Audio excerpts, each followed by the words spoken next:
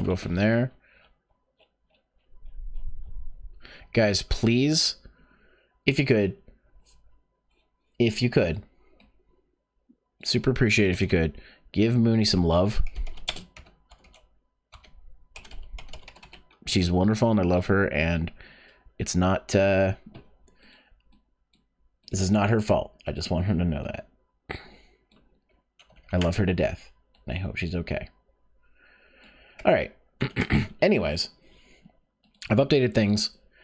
So you guys should now be seeing on the screen new information. What we're going to do instead is, I think one thing I've wanted to do is watch some videos from my friends who are game reviewers and sort of introduce you guys to some of the people that I work with on videos and content. So what I want to do, and I'm going to disable the 16-bit winter logo because we don't need it for this. Where are you? 16-bit winter logo. Goodbye. Okay. So, hey, Yotirashi, welcome. Good to see you. Good to see you. I hope you're doing well. We're just, we were going to be doing a collab with Mooney, but unfortunately we were having some technical issues and she's not feeling the best. So she's decided to call it for the day. So instead, I'm going to go with my backup plan, which is we're going to watch some videos from some of my friends who are game reviewers. And what I'm going to do is I'm going to put up a poll here in a second, guys, and we're going to choose one of those content creators. So, and first off, I'll explain a little bit of who they are, and then we'll kind of go from there. So just to get things started, before I do the poll, I'm going to pull up their channels here. So bear with me for just 1 second.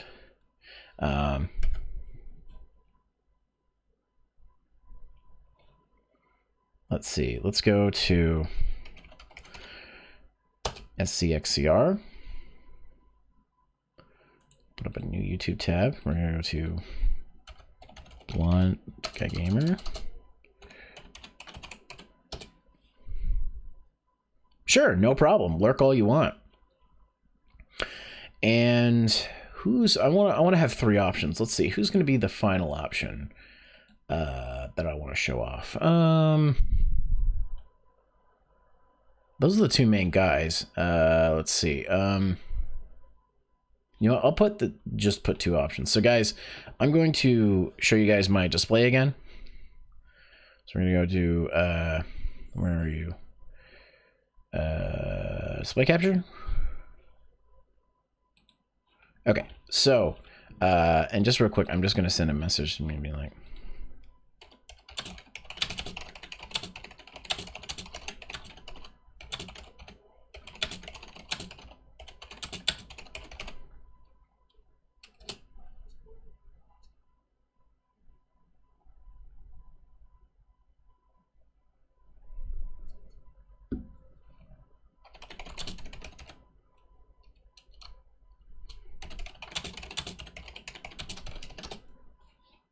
I cannot spell.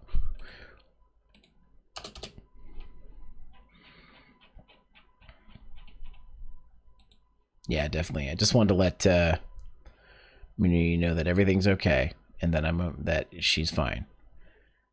I'm gonna get out of that call, but we're gonna go here. So we've got 2 people we're going to look at today. So the first one I want to show is, this is my friend Blonde Guy Gamer. He's hey, Mr. Up Here, good to see you. Good to see you. We're just switching gears. The original plan is kind of backfired, so we're doing the backup plan, which is something I've wanted to start doing when I don't have collabs on Sunday, maybe doing like chill Sunday things. So today what we're going to do is we're going to be looking at 2 content creators who are friends of mine who make video game related content. The first we're looking at is my friend Blonde Guy Gamer. Hey, Los Gatos de Wilson, good to see you. So the first content creator we're going to look at here is Blonde Guy Gamer, a good friend of mine. He does a couple of series. His first is he has a series called Black Sheep Game Reviews, where he reviews games that are the black sheep of a series. He has another series called They Made a Sequel, with a question mark, where he reviews games that are sequels to other games and kind of compare and contrast them and whatnot. And he usually focuses on sequels that are kind of unknown or underrated or don't get talked about as much. He's not exclusively to that, but that's one thing he does. And then of course we have And then he has another series a new series he's done called In Retrospect, which was a Patreon goal that he actually acquired. And he does a whole, what that is it's one video and it's an entire retrospective of an entire series. So that's basically what he does. I'm just going to move myself over a bit so I'm not like hugging the wall so much. He also does a series, I believe, called, what is it called? Try to think of it. I think those are the three. Oh, he also does a Tales of Retrospective, a North American Tales of Retrospective. So if you know the Tales series, like Tales of Symphonia, Tales of Berseria, Tales of Vesperia, there's a tons of games in the Tales series. He has a North American retrospective where he talks about the games from the release, when they released in North America. So the first video he did was on Tales of Destiny, even though Tales of Fantasia is the first game. That was the first one we got. Yeah, exactly. So that's some of the content that Blonde Guy Gamer does. Also, we have my friend SCXCR. So SCR is both a game reviewer and a speedrunner. He does a lot of different content. His main series are $5 Gaming, where he talks about a game that he paid $5 or less for. Or his other series is SCON, where he talks about whatever games he wants to review. He's very much a long-form content creator. He talks about... he likes to go in great detail. Some of his videos, in my opinion, are too long, but YouTube likes that, so... and he's not doing that on purpose to, like, whatever, but it is what it is. He also has a streaming... he also has another short review series called Just a Moment, where it's more shorter review style, where it's like a quickie kind of thing. And then he also does two, not on top of streaming as a speedrunner, he also does a series called It Came from Gamefly, where he adds games to his Gamefly queue that are random, and then when they come in, he streams them. He also does a series called Fearless, which is a streaming series he does where he takes a random horror game from Steam, plays it, and then hopefully doesn't play it long enough so he can Steam refund it. So as you can see, the last thing he was streaming was 13. That's the remake of 13, which I believe is it came from Gamefly, I think. I can't remember. But yeah, so what happened to the game? So Yukime, what happened was we were having some technical issues, and Mooney was not doing the best anyways. So she decided that she was going to call it for the day. So we're using my backup plan, which is we're going to watch some videos from my friends. And basically, your options are going to be SCXCR or Blonde Guy Gamer. So either one of them is great. They each have new videos that I've been wanting to take a look at with all y'all. Excuse me. But we're probably going to focus on their main series reviews. So we're going to do a poll here for just a second. I'm just going to switch over back to... I'm going to switch back over to the closing the display capture.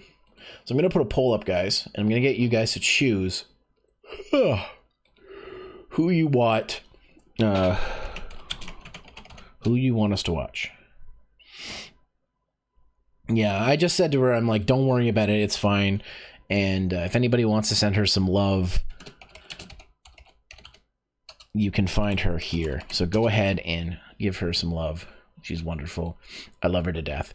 So, Blonde Guy Gamer or SCXCR. Okay. We're going to make this a 2-minute poll. The poll's up now. You guys vote for who you want. And we'll see what goes on there. So, whoever we choose, we'll watch their content. And we're going to do this for other content creators too. We did this for my content, but I don't want it to always be focused on my stuff. I'd rather focus on other people who I want to build up to. Not that I have a following that would really boost Blondie or SCR. They both have bigger followings than I do, but it's just nice to watch something interesting from our friends. And then what I'll do is I'll do a second poll, and we'll choose which series to watch. We're going to focus on their main review shows, so we're not going to be watching Fearless or It Came from Gamefly, because those are more streaming related stuff. So I'll let you guys vote and choose who we pick for. So the poll's going to last probably another minute, and then we'll go from there. So, oh, it looks like Blonde Guy Gamer's winning. Oh, SCR is now tied with him. Blondie's winning again. We got it tied with SCR. So maybe that helps her a bit. Oh, that Mr. Up Here, you're sweet. Dude, you're too nice. You were saying today that I have too big of a heart. You have too big of a heart. But yeah, no, thank you for everything. Like, make it 50-50. Well, I have to watch one video from each. Yeah. Well, we may have to do that. I'll probably be picking their latest videos to choose from. But this will just give an opportunity for me to show you guys some other content creators that you may not have heard of. It's so funny because, like, Blondie is known by some people that, like, are way bigger. Chugga Conroy noticed him at a convention we went to. He's like, oh, hey, Blog Guy Gamer, I watch your videos. And he's like, what? And then we met, what's his name? Nitro Rad. Oh, it's a tie. We met Nitro Rad. By the way, this keeps happening at Con Bravo. We met Nitro Rad. He's like, I used to watch your videos. And he's like, yeah, I'm Blog Guy Gamer. He's like, oh.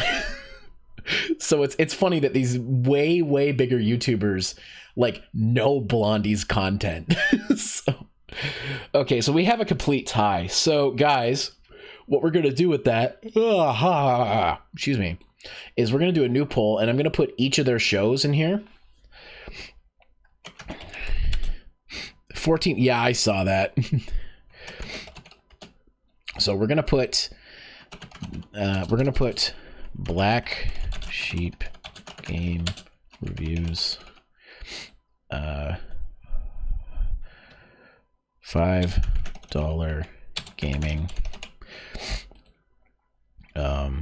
They made a sequel, SC on, and then the last one's gonna be we'll put in retrospect. Okay, so new poll started, guys. You've got 5 options, so choose wisely. Your options are Blondie's Black Sheep Game Reviews, SCR's $5 Gaming, Blondie's They Made a Sequel, SCR's SC On, or Blondie's In Retrospect. Now, just a reminder of what these shows are. Black Sheep Game Reviews is Blondie's show where he focuses on black sheeps in series. $5 Gaming is a series where SCR reviews games that cost $5 or less. They Made a Sequel is Blonde Guy Gamer's video series where he focuses on sequels that are unknown or unpopular or untalked about. You have to vote on the poll. There's a poll, Lascatasto Wilson, above the chat. So SC On is SCR's review series where he talks about whatever he wants to. And In Retrospect is Blonde Guy Gamer's series where he does a full series retrospective in one video. So I'm just going to go ahead and cast my vote here as well, just to add to the pile. Looks like we've got quite a bit of stuff going on.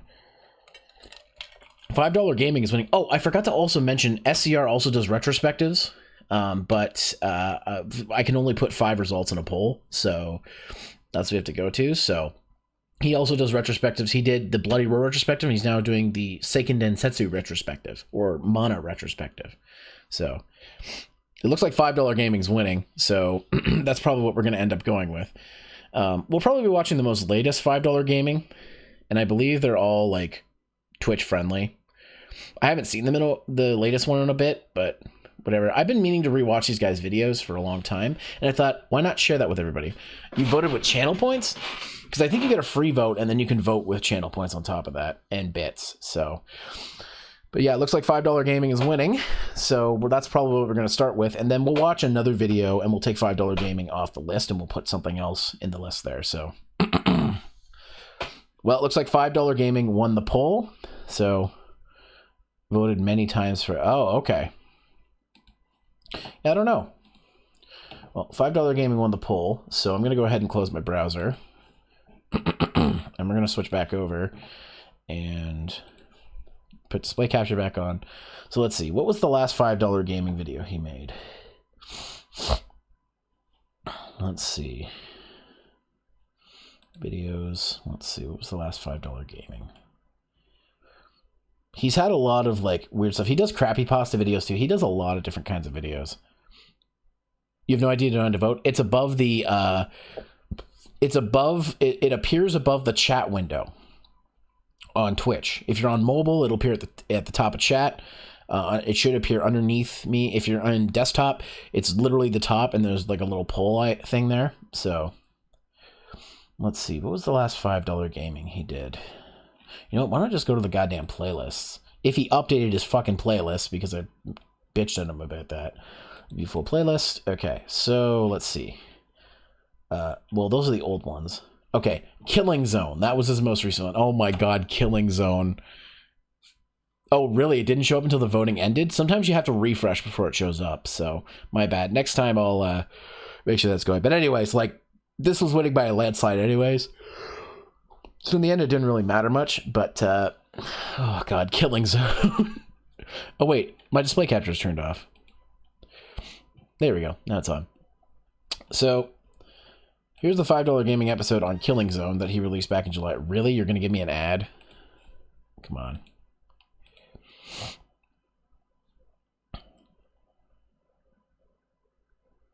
Yes, let's skip the ad. Okay, and I'm going to make this full screen for you guys. Okay. Gotta get that YouTube premium. Yeah, I know. So once again, guys, this is SCXCR, and this is his $5 gaming review of Killing Zone. If you want to find him on YouTube, where his videos are, you can find him here.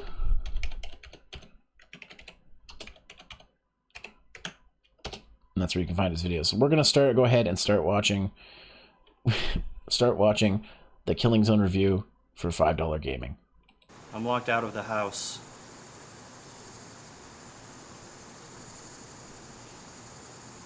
Welcome to $5 gaming.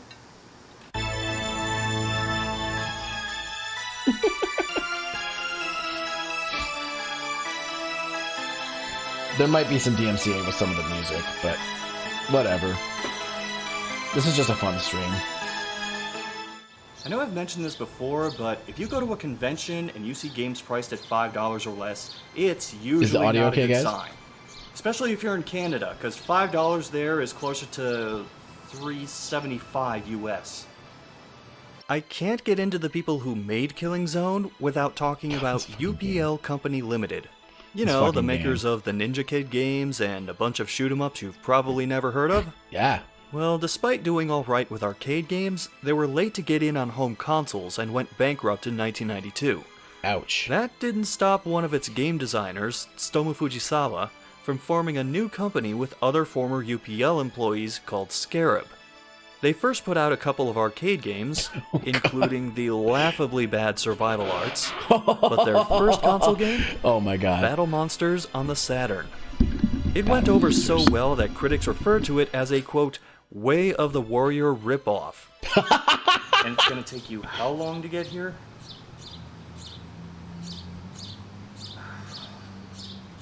Alright, I'll hang out by the garage and you... I'll call you back. You've screwed up on too many levels to count if your game is making, of all things, Way of the Warrior look good. At least it was an ambitious fighting game. It has some nice looking levels, some of which have several platforms you can jump on, a super move system, destructible environment pieces, and a few decent characters like a headless man, I gotta get my hands a wraith, a wizard. I have to get my hands on this game because I want to play this on Power Play so bad because I have a Saturn, but like I don't have this game. I gotta get my hands on it because that'd be a fun one to play on Power Plays. And Clown Twins? Also, I'm a sucker for games that use stop motion or captures of live actors for the fighters. Yeah, same. It has that cheesy charm to it, particularly when the actor's combat training consists of watching a Bruce Lee movie once a few years ago. Exactly. It even has something resembling a backstory. Man. It takes place in the Dark Domain, where a bunch of creatures gather to fight over who will rule the kingdom. And that's it. I mean, that's... okay. It's not much, but it is relevant to this video because you see, Killing Zone is a sequel of sorts to Battle Monsters. Now let's just ignore it's a sequel on a completely different platform, and that it doesn't mention Battle Monsters at all, and that it came out less than a year after Battle Monsters, and that it's made by a company full of employees used to making shoot-'em-ups that is now dead set on making fighting games. Instead, let's focus on how much of a sensational 3D fighter it is. Look, it even says so right on the cover. And yes, I do keep all my PS1 games in the trunk of my car. You don't? God damn it, another ad.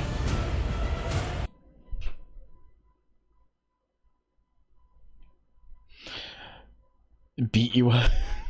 Hey, one roll. Oh, man. Okay. No, I don't want to fucking play your game. Far be it from me to say this isn't sensational, or 3D, or a fighter. But to put this into perspective, here's what Killing Zone looks like.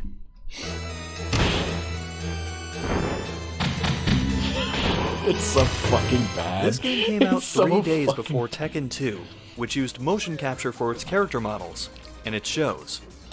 Killing Zone, not so much, and it shows. All I'm gonna say is, let's make the claim on the box art a little more grounded. That's better. Yup, it's a fighter. Anyway, the game It's a had 2 3D publishers. fighter. Maxat Soft Oh, for fuck. Japan, and for everyone else. Holy shit, Acclaim, what didn't you publish in the 90s? Presentation in fighting games is one of those things you can overlook easily until a glaring lack of it is staring you in the face. Case in point, here's how Killing Zone starts up. No intro, no music. And here's what its options menu looks like, complete with "I just powered on the arcade board" text. Yep. It wouldn't surprise me at all if it turned out this game wasn't finished when it went to print. Oh no, Even though really? this is a follow-up of sorts to Battle Monsters, which had its own backstory and something resembling individual stories for each character, Killing Zone seems to hit the reset button on everything. And I say seems to because I've read the backstory on this game a couple dozen times and I'm still confused. Yeah, me too. The world is ruled by darkness, which brings every fantastical species together to fight in a tournament of death. The winning species will rule the world of light, which I don't know if that's this world or another world, for 1,000 years. And every species can have only one representative. Then it talks about the last 7 fighters resting before the final elimination round, which I guess there were others before this? And how their species will go extinct if they don't win, which wasn't part of the deal, but I guess it is not. Wait a minute. There's a mummy, a reanimated corpse, and a skeleton in this game. Aren't those all technically the same species? And if this tournament before the tournament had every species I mean, he's does not that mean we wrong. missed out on fights like, But I mean, like- unicorn versus kraken? Or vampire versus duckweed? As for the characters Why themselves, no one has a backstory. Another thing Battle Monsters did that this game doesn't. Unless you count the flavor text in the instruction booklet. This is a mythological creature. Fascinating. Anyway, Aw, the man. transition from making a 2D fighter to a 3D fighter was rough, to say the least.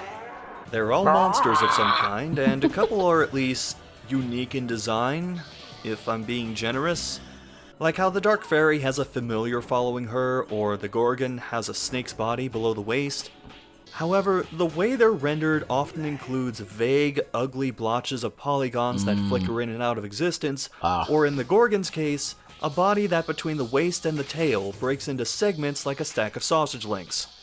This is complemented by backgrounds Oh, with man. what even at the time were ugly, blurry, blocky textures. Yeah. Some of which don't even line up properly. Of course, that doesn't include the ones that are just missing entirely. Yeah. Basically, Killing Zone looks like what a graphics whore who didn't grow up with a PS1 thinks all PS1 games look like. The rest are pretty generic in Yeah, he's presentation, not wrong. like the Minotaur, or the Skeleton, or Frankenstein's monster. Uh-oh. Oh no. Great. We set off the copyright infringement. I Not hate to when that worry, goes though. off. Killing Zone worked around this. His species is called Giant, which is actually a step down from Battle Monsters, where he was called Death Mask. And he had that iconic battle cry. As janky as some of the And it cuts combat off. animations look, Particularly for the bigger characters, the victory animations can be every bit as awkward. The only ones that came out decent are the giants and the fairies, though hers is just standing still and laughing like an anime villain. My personal favorite is the mummies.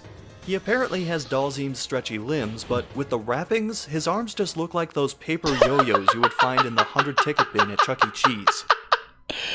Oh, man. Want to hear something bizarre about these characters? Sure. They don't have proper names. The name you see depends on whether they're the first or second fighter in the match. That's so Yes, weird. each character has 2 names. For example, the mummy is Rem as player 1 or Majetti as player 2. The skeleton can be Cal or Hal. The werewolf is Gush or Toma? Either the translation butchered some of the names or Scarab really likes mid-70s crime dramas. Anyway, the looks aren't the only step down from the prior game. While Battle Monsters has 12 characters to choose from, Killing Zone only has 7. Not only that, there's somehow a creative step back from Battle Monsters. It's like someone flipped through a Dungeons & Dragons campaign right after watching Big Bad Beetleborgs, and this roster was the result. Minotaur, Mummy, Skeleton who doesn't resemble Spinal from Killer Instinct at all because he doesn't have a headband. Each character has speed, skill, and power ratings from Stretch A Mummy to C. strong. Exactly. These show up in the demo screen at the main menu, but aren't listed anywhere in the instruction booklet. Maybe that's because they largely don't mean much. Power sort of works the way it's supposed to, but skill is an ambiguous stat with no explanation and no easily discernible meaning. Speed might pertain to the speed of the attacks, because it sure as hell doesn't have anything to do with movement speed, which is similar or the same across every fighter. Regardless of who you choose, you'll have to contend with the controls almost as much as the other fighters. Light and heavy punch and kick, or as they're phrased in this game, jab and power punch and kick, block and sidestep. Nothing feels smooth in this game, from special attacks to basic movement. Everyone has a running and walking speed, but the only one that feels decent is when double tapping back to move away quickly. Walking is way too slow, and running is usually too fast. Special attacks usually don't have complex inputs, down and forward plus square plus X for example, but the game would eat inputs on a regular basis for moves that required more than 2 different directional inputs or more than 2 face buttons, which is a little under half of the moves in the game. 3D movement consists of a sidestep, which also moves the fighter a step closer. If you're trying to be aggressive, that's fine, but when you're just trying to get out of the way while maintaining distance, it doesn't work as well. The camera doesn't like it either, as it takes a long time to readjust whenever someone sidesteps. Then again, the camera struggles with pretty much everything.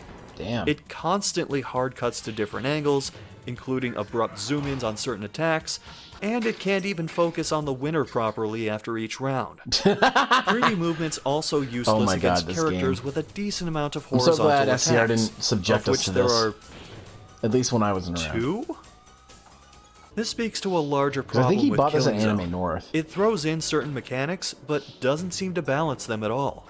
Characters with weapons, like the Minotaur and the Skeleton, have a much longer reach than everyone else. The one exception is the Gorgon, which can use its tail as a weapon to strike from distance. However, the cooldowns on these moves are pretty quick, so other characters have little recourse if these attacks get used over and over. Then there's the Werewolf. While in wolf form, he gets a 25% damage bonus to his attacks, but to activate that, you have to run for 3 seconds. Which is actually more like 1 full second, but whatever. Or you can hit one specific uppercut special move to change instantly. First off, between the uppercut and backing up all the way to run forward and maybe have the transformation work, which one would you choose? Second, considering his low damage output to begin with, 25% extra damage doesn't actually help much.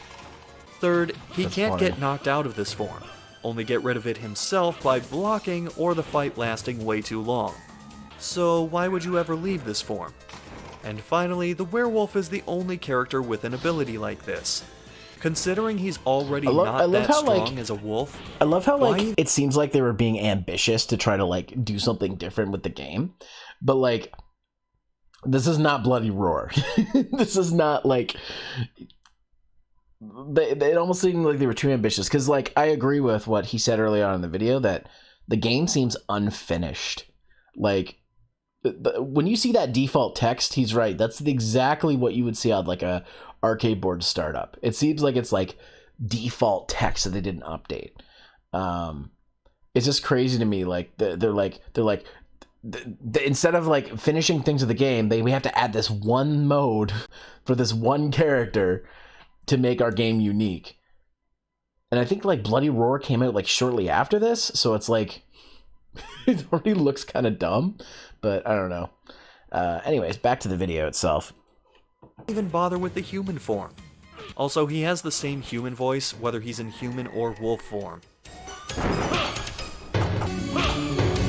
And the same wolf howl in human and wolf form. Like, Cyberpunk has that? Pizza. Oh or my salad? god, another fucking Which ad? one? Are you fucking serious? I should use my other browser, but I don't like having it open when I stream. God damn it. But, pizza. Pizza! That's like appropriate for SCR. Oh my god. I'm not too bad for him, Rage. We're just watching some videos today for a lazy Sunday. We're watching my pal SCXCR's review of $5 gaming on Killing Zone. So anyways, let's go back to it. Oh! All I'm gonna say is Bloody Roar got it right. Exactly. And that is my obligatory Oh my Bloody God. Roar reference for this video. Forum Rage, thank you for the sub. Appreciate it. Welcome. Thanks for stopping by and subbing. Holy crap. Super appreciate that. I hope you enjoy the emotes. Good face, good face. The great YouTube below. I remember that phone case. This is like the perfect freeze frame.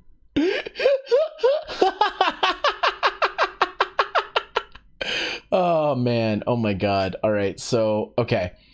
All right, let's continue. So he has to make a Bloody Roar reference. So Karen actually talks to the manager over the phone.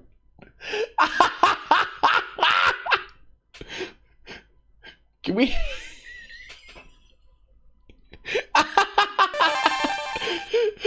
Oh, Elusive Tune, thank you for the follow. Welcome to the Hunter base. Oh my god. Can we get an exclamation point clip in the chat, please? Because I have to show this to SCR. Thank you, Mr. Up here. Holy shit. Oh, fuck. All right. Okay, I think I'm calm. All right, I'm ready to continue. All right, we're good. As for how the rest of the game sounds, it reminds me of the kind of stuff I would throw together in those MIDI music creators. I'm glad in that the you're early having a good time, 2000s. Florga Steve. I'm having a The great most time common too. instruments include orchestral hits, pipe organs, I've been thinking about doing and loud more, like, repetitive drum tracks. I'll just Some pause also this come again with for a second. inappropriate- I've been thinking about doing more like stuff like this because games are fine, but like I just like I see like I want to do more freeform stuff too, like watch stuff with everybody or like sing like I did before. I'm already planning to sing some more stuff, so this has always been like something I've had in the back of my back pocket of something I'd want to do because sometimes I'm just not energetic enough to play a game. It's not that I'm not today, but the plan I had was to play the game with Mooney, and when she's not feeling well, I don't want to force her into it. And I kind of already had, she kind of already like displayed to me that she wasn't like feeling so great today. So I had this in my back pocket. I'm like, well, if she wants to cancel for any reason, which I told her it's totally okay for her to do. I was like, why don't I try that video watch idea where I watch some of my friends' videos? So if you guys are enjoying this, then great, because that means that we'll be able to do more of this. And by the way, we don't need to keep it exclusive just to my friends. We could watch other content creators as well. Yeah, it's just a way that I can kind of show off some other people, because I have many content creators who like don't get enough exposure, and I'd love to give them some exposure to like watch their content and see if people enjoy it. So there's actually one I can really think of off the top of my head who really needs to get some exposure. So, but yeah, no, this is great. I hope you guys enjoying this, and I'll stop talking now because we're only halfway through this video, and let's get back to the dang video. So let's do it. Techno-like bleeps and sweeps. Yeah, the music in this game is fucking terrible. It's like just passable as music. I say as I sway my head.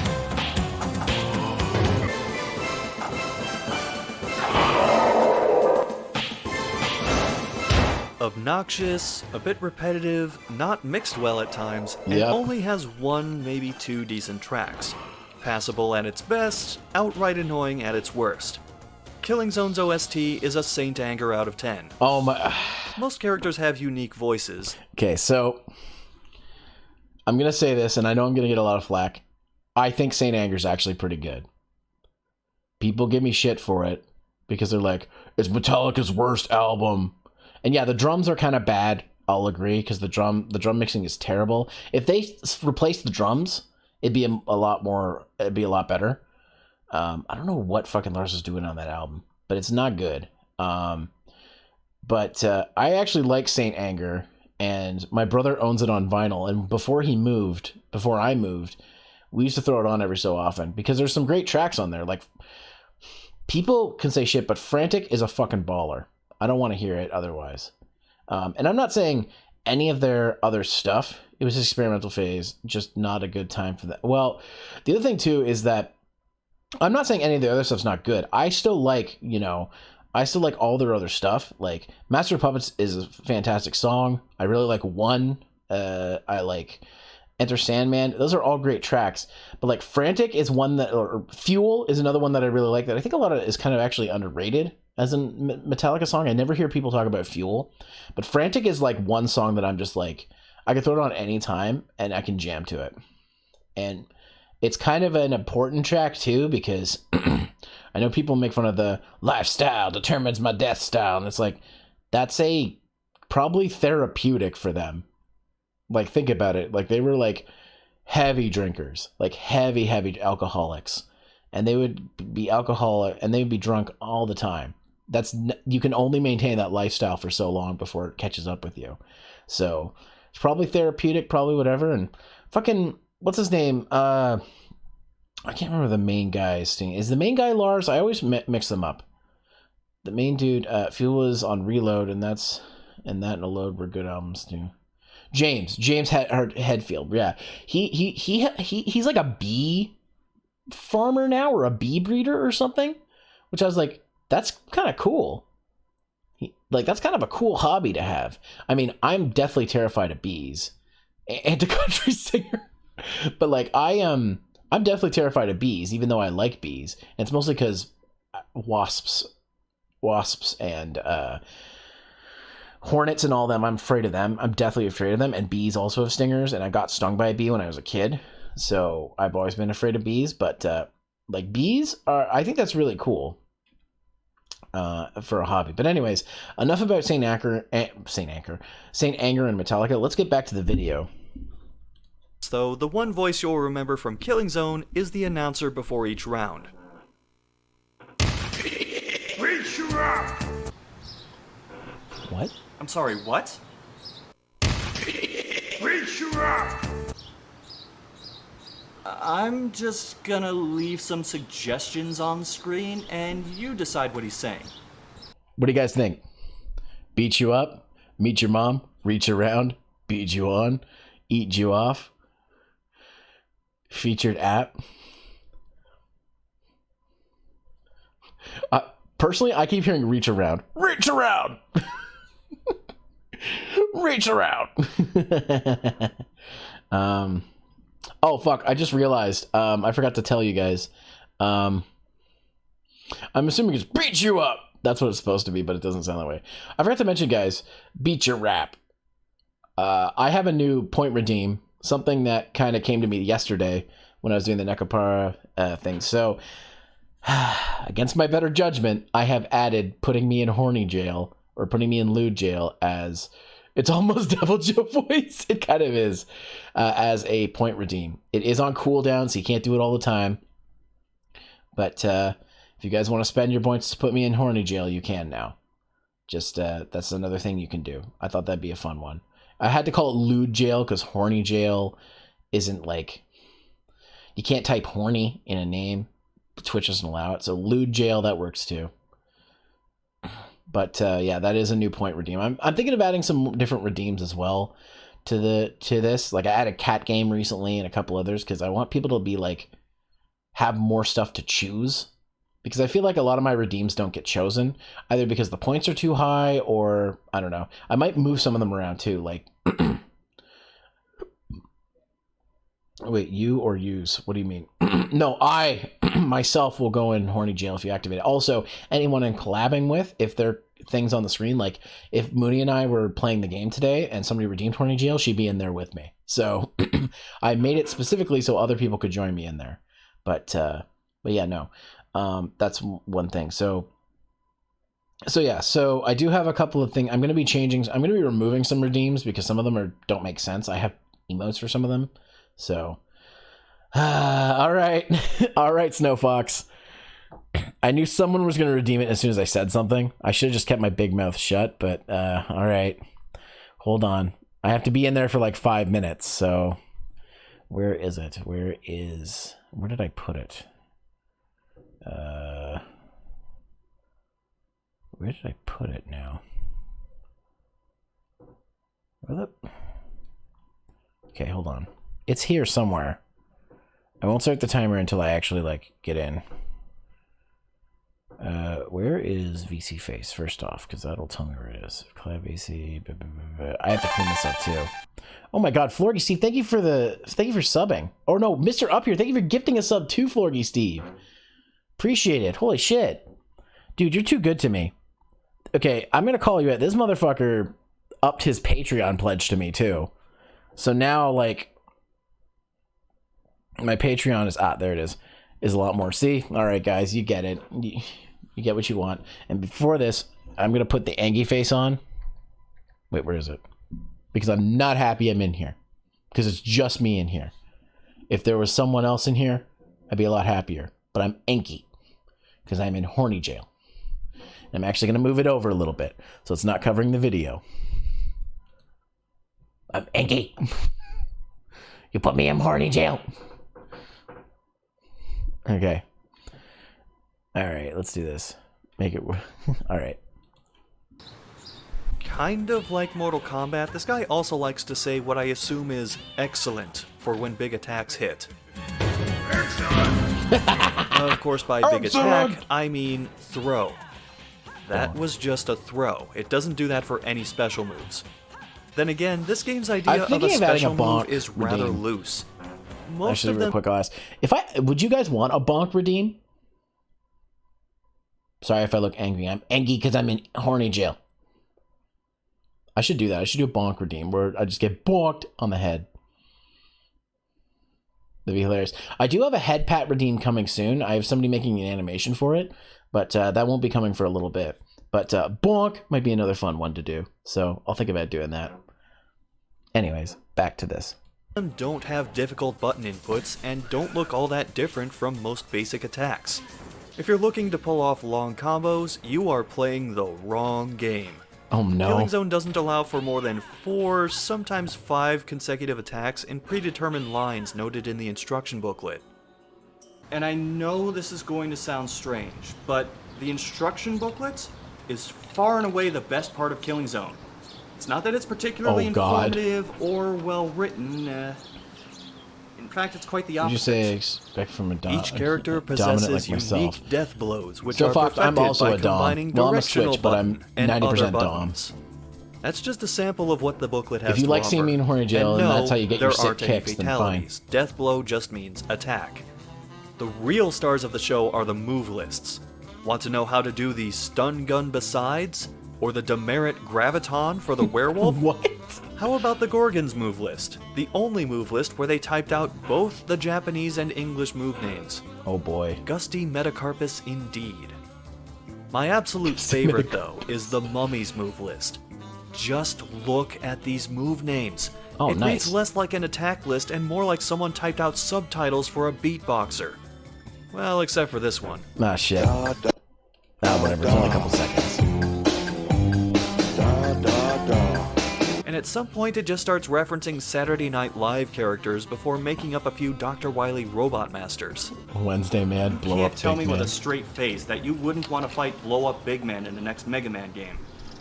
Capcom, get on In that. Battle Monsters, only certain stages had ring-outs, like this one where you fall into a carnivorous plant. In Killing that's sick, Zone, actually. none of the stages have borders. Some are in the air, so fighters will simply fall off screen, but sometimes these stages forget the ground isn't supposed to be there, and a ringed-out fighter will land on nothing. For whatever reason, the decision was made to have a floor a few feet below some stages. Hey, they even thought to add water below one stage. Which is actually just the ground with a moving texture over it. It behaves just like the featureless gradients a few feet below other stages.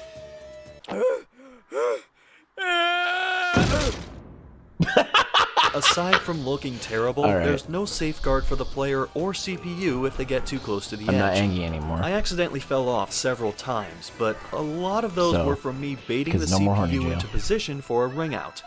There's a lunging attack everyone can do to a downed opponent, and it just so happens that this usually puts the CPU near the edge. That or just jumping over them and pushing them over, or sidestepping and landing a couple attacks to knock them over are all viable strategies because damn near every move knocks your opponent down. These were viable strategies for every single difficulty setting available, including the hardest difficulty, which is actually just called hardest. That all assumes the AI is stupid enough for this to work. Okay, you've seen the footage, so obviously, yes it is. But sometimes it's actually so dumb that even these aren't viable strategies. I've seen some bad fighting game AI in my day. I mean, I did play Dual Heroes after all. Oh, yeah. But Killing Zone did something I've never seen. So, I back, just for context, I back SCR on Patreon. He's my friend, too. If he mentions a game in a video about it being worse than something, I remember it and request it in his requests. He did review Dual Heroes because he mentioned it in his Bloody Roar retrospective, and I'm like, you're going to review that next. But yeah, this game, it doesn't look finished. Like, it looks like they ran out of money, and they're just like, let's put it out so we can make a buck off of it at least. This game does not look finished at all. And he's going to talk about a mode here, which was in a couple of other PlayStation games that I really like. And they just did it really, really shittily. But let's get back to it. Before. You'd think when constructing the opposing AI in a fighting game, you would make sure to include two things: moving toward the other fighter and attacking. The AI in this game struggles to do both at the same time. I won several rounds by landing a couple shots, moving to the other side of the arena, and letting the clock run out. The whole time, the opponent would throw attacks I was standing directly in front of them. If I had to guess, I think this was a known problem which was patched over haphazardly. I say that because certain attacks cause these fighters to take a step forward. There were some fights where I'd back up, they'd inch their way toward me with a series of attacks, and I'd have to back out again. Not like it matters much in the long run, or in Killing Zone's case, the incredibly short run. There were only two modes of play, the first being normal mode. Was the name arcade mode trademarked at the time or something? I don't know. So I have a remote job where I work from home. Is this for and work real? only 5 Do they really have to put this many fucking ads on here? God damn it. SCR, I love you, but holy shit, dude. I mean, get that money, but fucking goddamn Google bullshit. That's true. Oh, wait, whoops. I muted it. They are on their way. Well, if they keep acting the way they do, they're going to be on their way out. Anyways, let's go back to it. Was the name arcade mode trademarked at the time or something? Pick a character and win 7 fights, the last of which is a mirror match, all of which are clearly shown on this hastily drawn map. If you were expecting some kind of final boss type character, you were expecting way too much out of this game. Oh. Like how no characters have any backstory, there's no ending for when you finish normal mode. All you get are brief statistical breakdowns of each fight, and some after-imaging of how the last round ended, with the only music being played by a typewriter.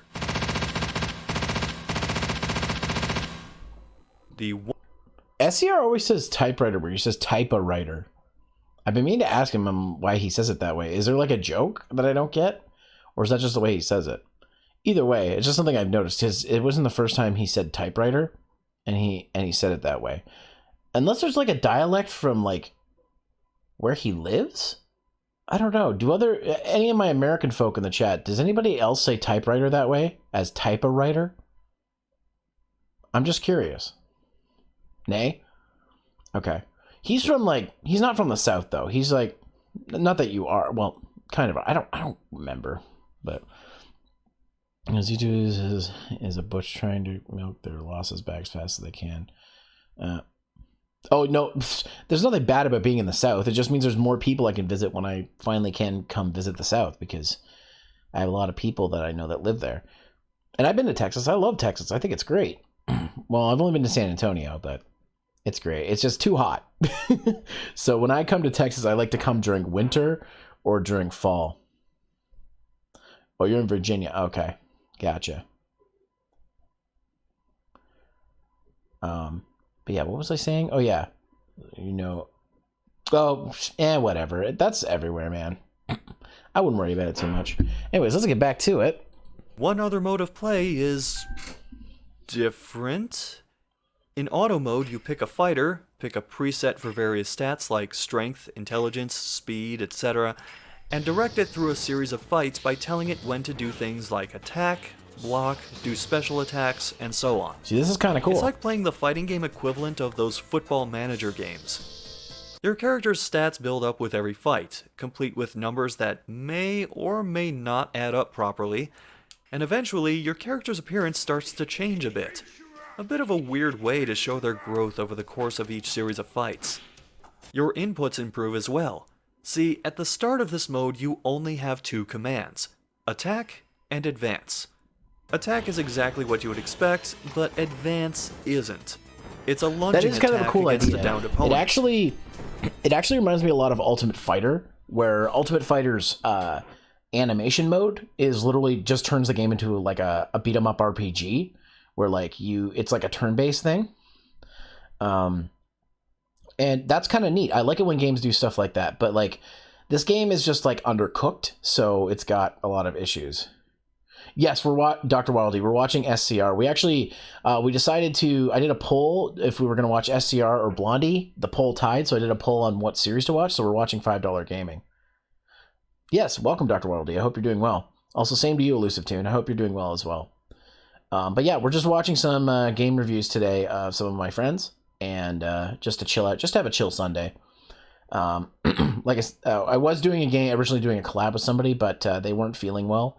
So we decided to call it off, and I'm doing this instead. So hope you guys are enjoying this. I hope maybe for those of you who don't know these people, you can sort of get to see them. So if you want to see SC... is a sequel of sorts. Damn it. Did I just jump back? Where was I? Crap. Let's see. I think I was here. Oh, I turned the CC on by accident. Anyways, let's see. So you can find SCR's Twitch here. And his YouTube channel is where you can watch these videos is found here. Oh, what happened during his playthrough of 13? I can only imagine, because that remake apparently is not good.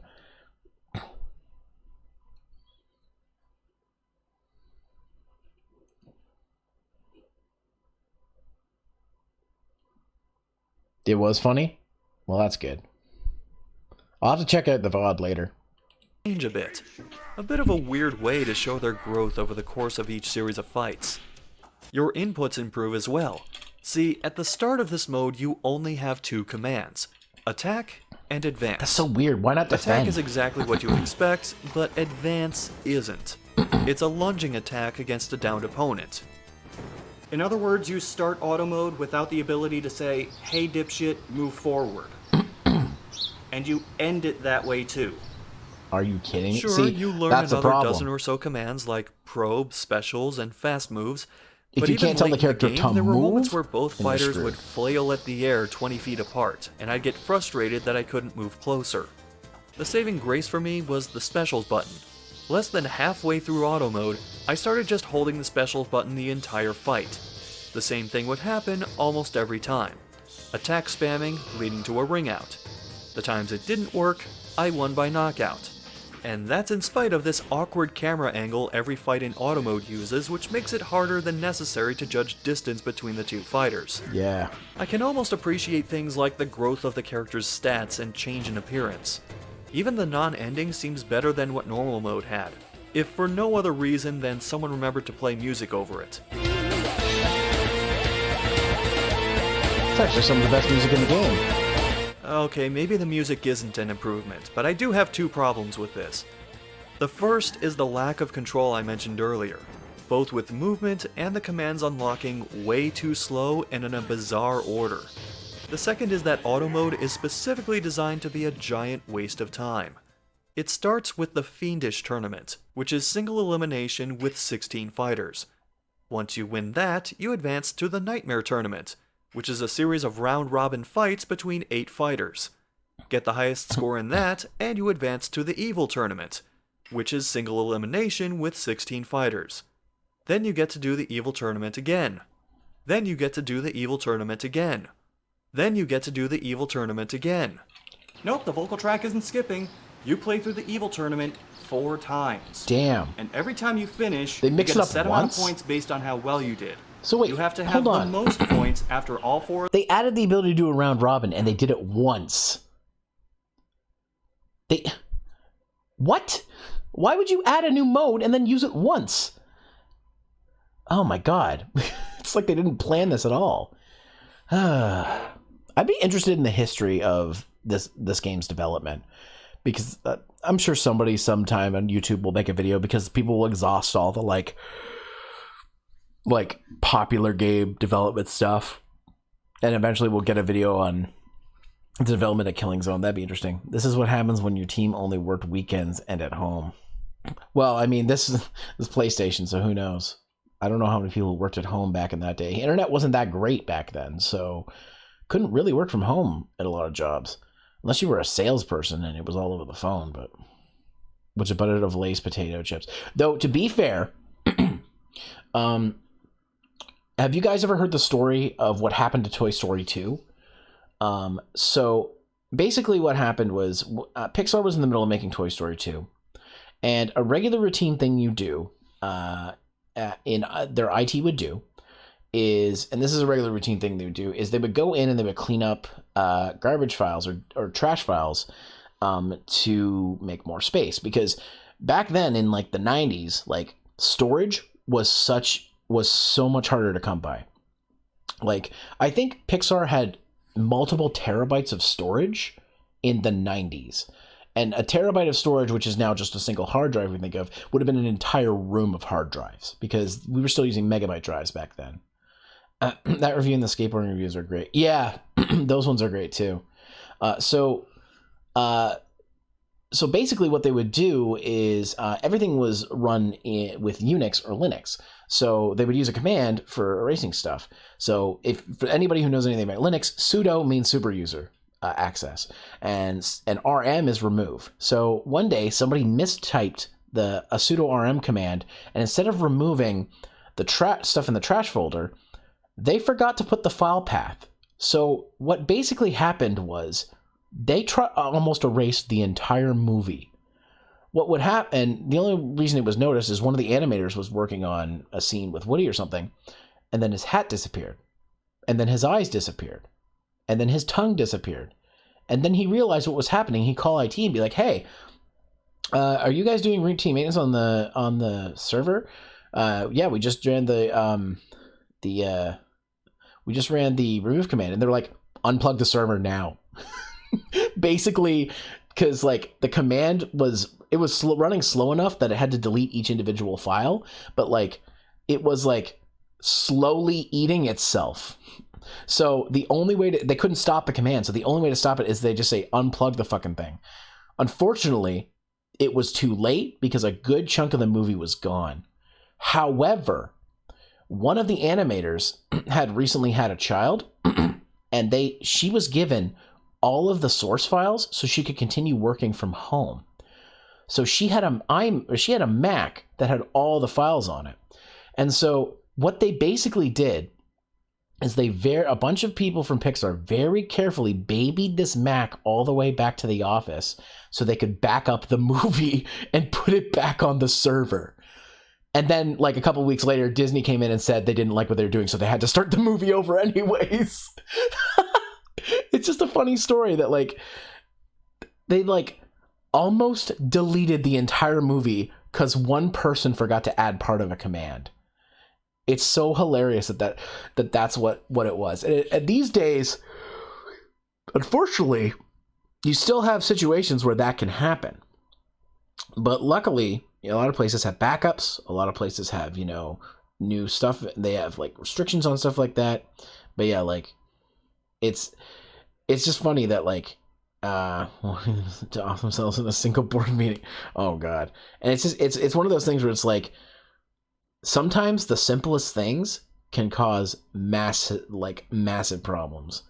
But I just, like, that's just one of my favorite stories, is like how Toy Story 2 almost was deleted because someone missed part of a fucking pseudo command. Anyways, back to Scott's video. I know we keep, like, pausing, but it's just funny things to talk about. For those tournaments in order to advance. Then finally, you advance to the Bloodbath tournament. Yet another single elimination set with 16 fighters.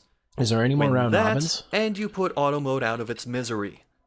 I'll give normal mode this They do much. one It round was short. robin. My first playthrough lasted under 20 minutes. Auto mode took me 45 minutes to get through. The absurd amount of tournaments on top of tournaments on top of tournaments is bad enough, as is the repetitive structure. But if you lose at any point in the elimination brackets, you start that tournament over. If you come up a point or two short in the Nightmare tournament, you have to do the entire round robin set over. If you come up a point short in the Evil tournaments, you have to do all 4 Evil tournaments again. Oh, fuck. Sure, you keep your stat growth, but having to replay one fight in normal mode versus replaying an entire series of fights in auto mode? If these weren't single round battles, it would have taken over an hour for me to get through this mess one time. Oh, shit. And really, that's all I can say about Killing Zone as a whole. It's a mess. If you squint really hard, you can see the framework of a decent fighting game. The problem is, nothing, not one part of Killing Zone, feels like a finished product. Yeah. The combat, the arenas, the fighters, the music, the debug mode text in various menus, even the name of the game sounds like a placeholder. Give it another 5 or 6 months of development and who knows, maybe it could be... okay, I won't say it would be good, but... average? Passable? Obviously, this isn't worth the $375 price tag, and it's high on the list of the worst fighting games I've ever played. Definitely worse than the likes of War Gods and Duel Heroes. But it's not quite the worst. Pray that you never have to see me cover what's at the top of that list. And he did review the worst. But what about the developers? In the same year, Scarab developed a couple of Sega Saturn titles, and by titles I mean Gameware, a glorified magazine in disc form, and Angel Paradise, a series of minigames and FMVs for only the loneliest of men. Sadly, company head Stomo Fujisawa died in 1998. His wife would take charge of the company until Kavia, later known as AQ Interactive, bought them out and Scarab became Feel Plus Inc. Eventually, they would get absorbed into AQ Interactive, which merged with Marvelous Entertainment to become Marvelous AQL, which then just became Marvelous Inc. Somewhere in the midst of all this, Acclaim went out of business, and the limited distribution rights to several games they published were snapped up by various groups. Last year, Liquid Media Group made the equivalent of a yard sale purchase from Throwback Entertainment, gaining the rights they held to 65 former Acclaim games, including Killing Zone. Oh, man. I'll just assume this got lumped in with a bunch of NBA Jam and Bust-A-Move titles, and Liquid Media didn't notice it was there. But, for those of you who have been clamoring for that Killing Zone remaster, now you know who to direct all of your Change.org petitions to. Damn it. More ads. Jeez. We're almost in the video and we had to get another ad. Okay, well, that one was kind of painless, so we're good. And I think I have to kill the music because this is probably copyrighted music. But, yep, that's SCR's video on Killing Zone. One of the worst fighting games ever made. He said it's not the worst he's ever played because he did do a video where he, recently, on the probably worst fighting game, and I have played this one. We did a whole tournament at a convention of it. So, but yeah, there's $5 gaming, just to give you guys an idea of what you're in for. So, wait, hold on. What the fuck is an end slate? You're such a fucking asshole. Okay, we're not going to watch another $5 gaming. But what we will do, guys, is I'm going to I'm going to take a short break to go grab a snack. But what I'm going to do is I'm going to put another poll up for you guys so you can vote on what to do next, because it shouldn't take me too long to get through here. So I'm just going to quickly throw up a new poll because we're going to decide what the next thing is. And we're going to do, I wonder what he thinks of Never Dead. Oh, fuck. Don't even get me started on Never Dead. Okay, what? Watch now. So I'm going to take out anything that's super long. So, like, if we watch... so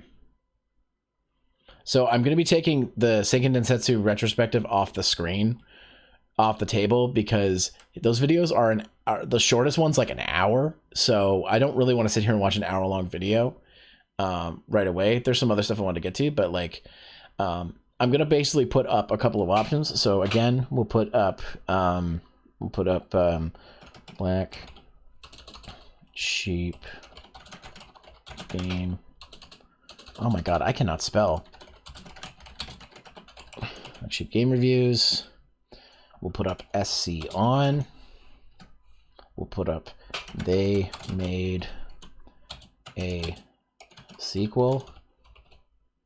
We'll put up the Bloody Roar retrospective. And then we'll put up in retrospect. So again, just to explain, Connie VT, thank you for following. Appreciate the follow. Welcome to the Hunter base. Wait, is that? No, that's not Canilla, right? No, that's not Canilla Bean. That's someone else. But yes, Connie, thank you for the follow. Appreciate you. Thank you for coming by. Welcome to the Hunter base.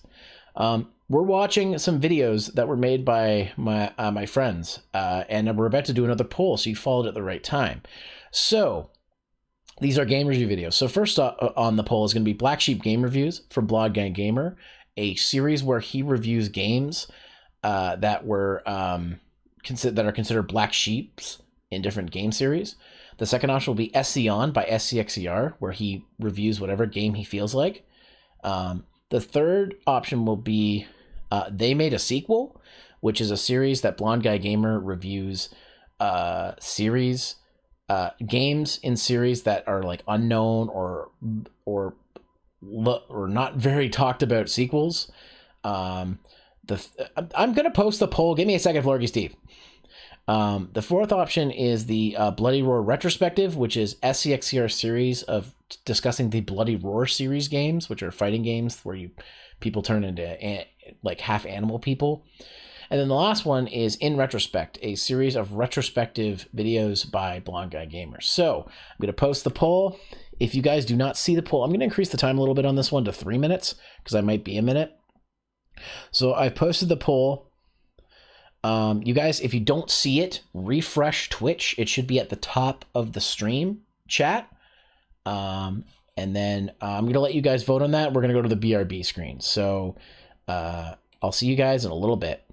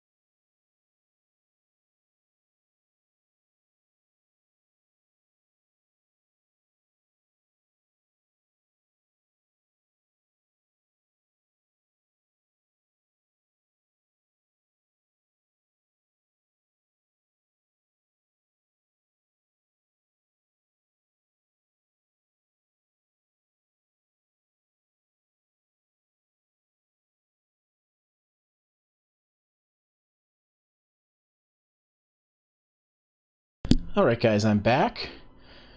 Go back to the Zero Stream screen. Let's see what the results were.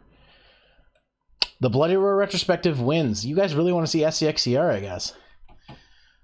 All right, well, that's what we'll do. Just switch back over to playlist. Okay. I used to watch the Bloody Roar retrospective a lot. It's one of my favorite series that SCR did, but I actually haven't watched it in a long time. So we're gonna go to the playlist.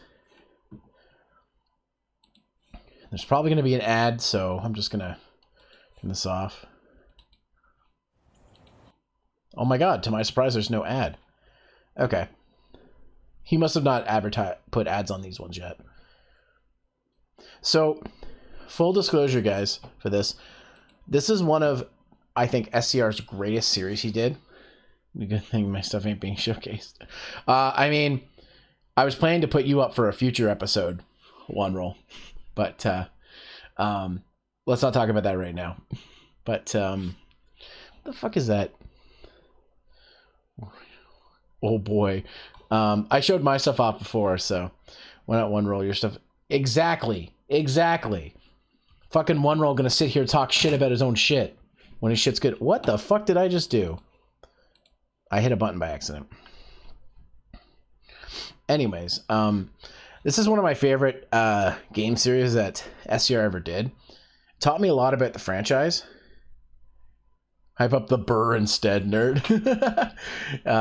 Okay. The Bloody Roar retrospective. So, this is, and the great thing about this series is that he didn't just cover the games, he also covered the manga, which at the time of recording, there was no translation. So he translated it all himself, and he was still going to school for Japanese.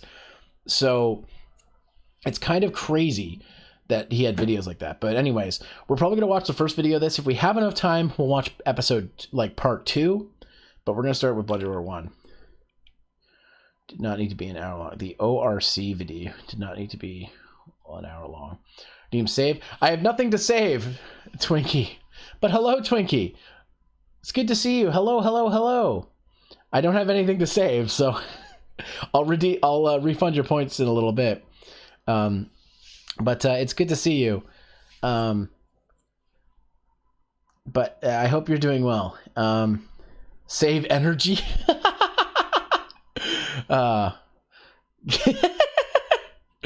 Oh my god, guys, if you I'm just gonna go ahead and do this.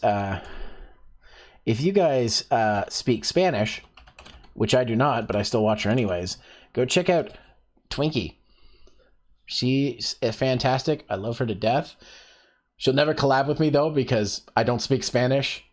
And I guess she says her English is not good enough to to deal with my bullshit. So maybe one day, I don't know. Maybe if they invent those AIs where we can just put an earpiece in our ear and it translates everything for us. So we don't have to learn other languages. But check out Twinkie. She's fantastic. I love her to death. And you're re-debuting soon, aren't you? If I'm not mistaken, you have a new model coming soon. Is that right, Twinkie? If you're still there? Soon. Yes. So you guys are going to want to keep an eye on Twinkie. She's got some cool stuff coming down the road. Anyways, let's take a look at the Bloody Roar retrospective by SCR. I was very inspired by this too to work on my own retrospective, which I plan to do eventually. It's just taking me time.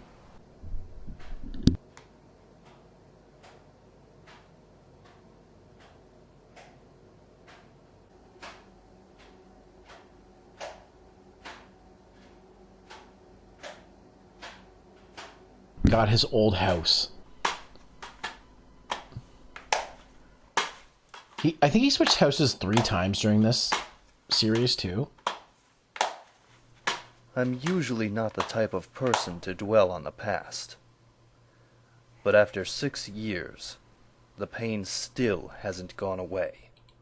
So, for slight context, SCR, before he switched over to doing $5 gaming, SC on all this stuff, he had a series called Multiple Personality Gaming, she eventually turned to Mr. Play Gamer or whatever, and multiple gaming personality, and then he turned to Mr. Gamer Player because he wanted to keep the MGP abbreviation. And one of his reviews he did for that series was Bloody Roar 4, and I think afterwards he realized you can't really have the context of how bad the game is unless you know where the series came from. So basically, that's why he set out to do this series. So anyways, I'll stop talking and get back to it. I could tell you why, but would you really understand? Not really. Not the way a fan would, at least. But instead of moping around and looking at the Please Make Bloody Roar 5 topic that never seems to disappear from Hudson Soft's forums, despite it being You can tell how old this video is, because Hudson wasn't absorbed into Konami yet. Seeing not just what went wrong, but what went right. Remembering what the series used to be, and what it could have been.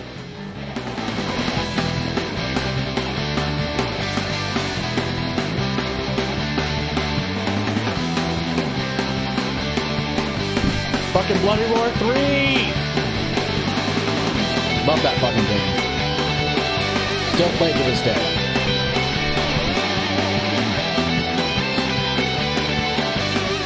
I want you all to hop in the Wayback Machine for a moment and try to remember the year 1997. Bill Clinton started serving his second term as president. Notorious Big was murdered, but still had 2 songs in the top 25. The Indians lost the World Series. Again. Kagome kicked off the Inuyasha series by going down a well. And we're sending our love down the well. All the way down. By the way, this video was made in 2010. Like, it's over 10 years old. And this was back when you could still get away with putting TV show clips and stuff in videos. Somehow SCR still gets away with it. I don't know how he gets away with it, because I try to put a reference in one of my reviews, it gets claimed. And I'm like, how does he get away with it? But anyways, like, references like that end up all the time. So I heard the music. What is the name of the track? I think it's the opening theme to Bloody Roar 1, because he usually uses the opening theme of the series for his intros.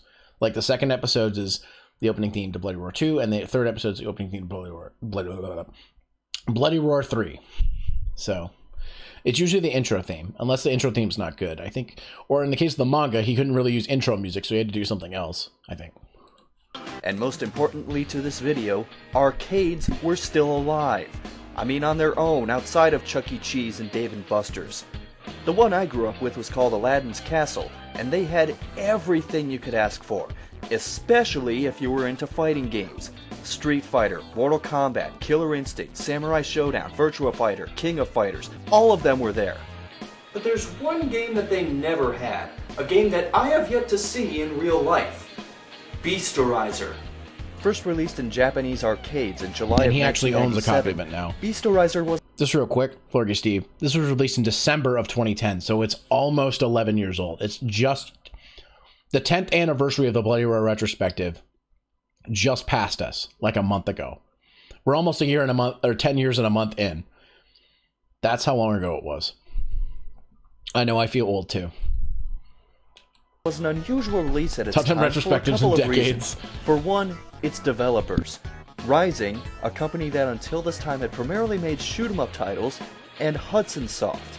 At this time, Hudson had already established themselves as a solid developer with titles like Bonk's Adventure, the Adventure Island series, and the Bomberman series, just to name a few. Still, the closest things Hudson made to a fighting game before Beasterizer were Jackie Chan's Action Kung Fu and Balloon Fight, unless you want to count them publishing the first Art of Fighting game. What could possibly go wrong? I mean, it's not like you're trying to get in on the fighting game genre when it was already considered to have peaked, and titles like Tekken, Dead or Alive, and Soul Edge have already soaked up most of your target audience. Right? Notice how he said Soul Edge and not Soul the Calibur. game somehow managed to earn a console port to the PlayStation later that year under the name Bloody Roar, or Bloody Roar Hyper Beast Duel for you across the pond folk. It eventually came out in March of 1998, and perhaps anticipating release date competition, this ad was shot and aired in Japan.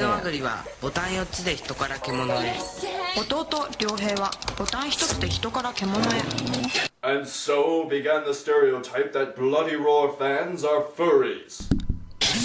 You're saying they're not.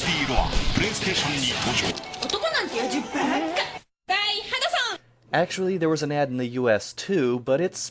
well, I love this ad. It's so dumb. Watch. It's very 90s. So real. I turn into a tiger. Claws ripping flesh. Or a gorilla. I'm freaking out, man. Or a wolf. What do you think, Doc? Humans can turn into animals.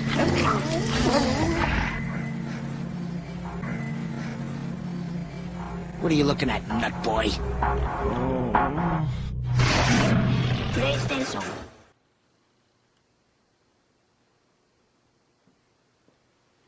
That face. Honestly, is this the best way you could think of to advertise a fast-paced fighting game that barely takes itself seriously? Combining the awesome advertising forces of David Lynch and the stoner demographic? Forget it, I'm not here to look at the ads. I highly doubt it. I've talked about Bloody doing one Roar for a while. It focuses just on takes a group lot of of people work. called zoanthropes, humans capable of transforming themselves into half-animal hybrids which are far stronger and faster than human beings. The animal forms they turn into tend to be a reflection of their character's appearance and personality. How does this work? I don't know. No, really, the game does a terrible job explaining this. And if you look at the instruction booklet, all you're going to find is this. As the 20th century draws to a close, the world is filled with darkness and fear. 8 mysterious warriors appear, all displaying superhuman strength, astounding athletic ability, and the power to morph into... That's fair, because he's doing the Seiken Densetsu retrospective right now, and while there hasn't been a new Seiken Densetsu game in a while, the series technically isn't dead, but there's enough content for him that he'll be able to go for a while, even if they don't make a new game. So, it's true, like, Bloody Roar hasn't had a new game. And I think, and if I remember correctly, SCR said if they ever announce a Bloody Roar 5 or a remake or remaster or whatever, if there's a new game, he will do a new episode of the Bloody Roar retrospective on the game, possibly. It depends on what it is, I think. Because there's certain things, like if it's a remake, he might not have much to say, so who knows. I love Monster Hunter as well, though I think it's so funny because they... him and Blondie and One Roll and all them got in with Try, and I've been playing the series since the first game. So I had already had like the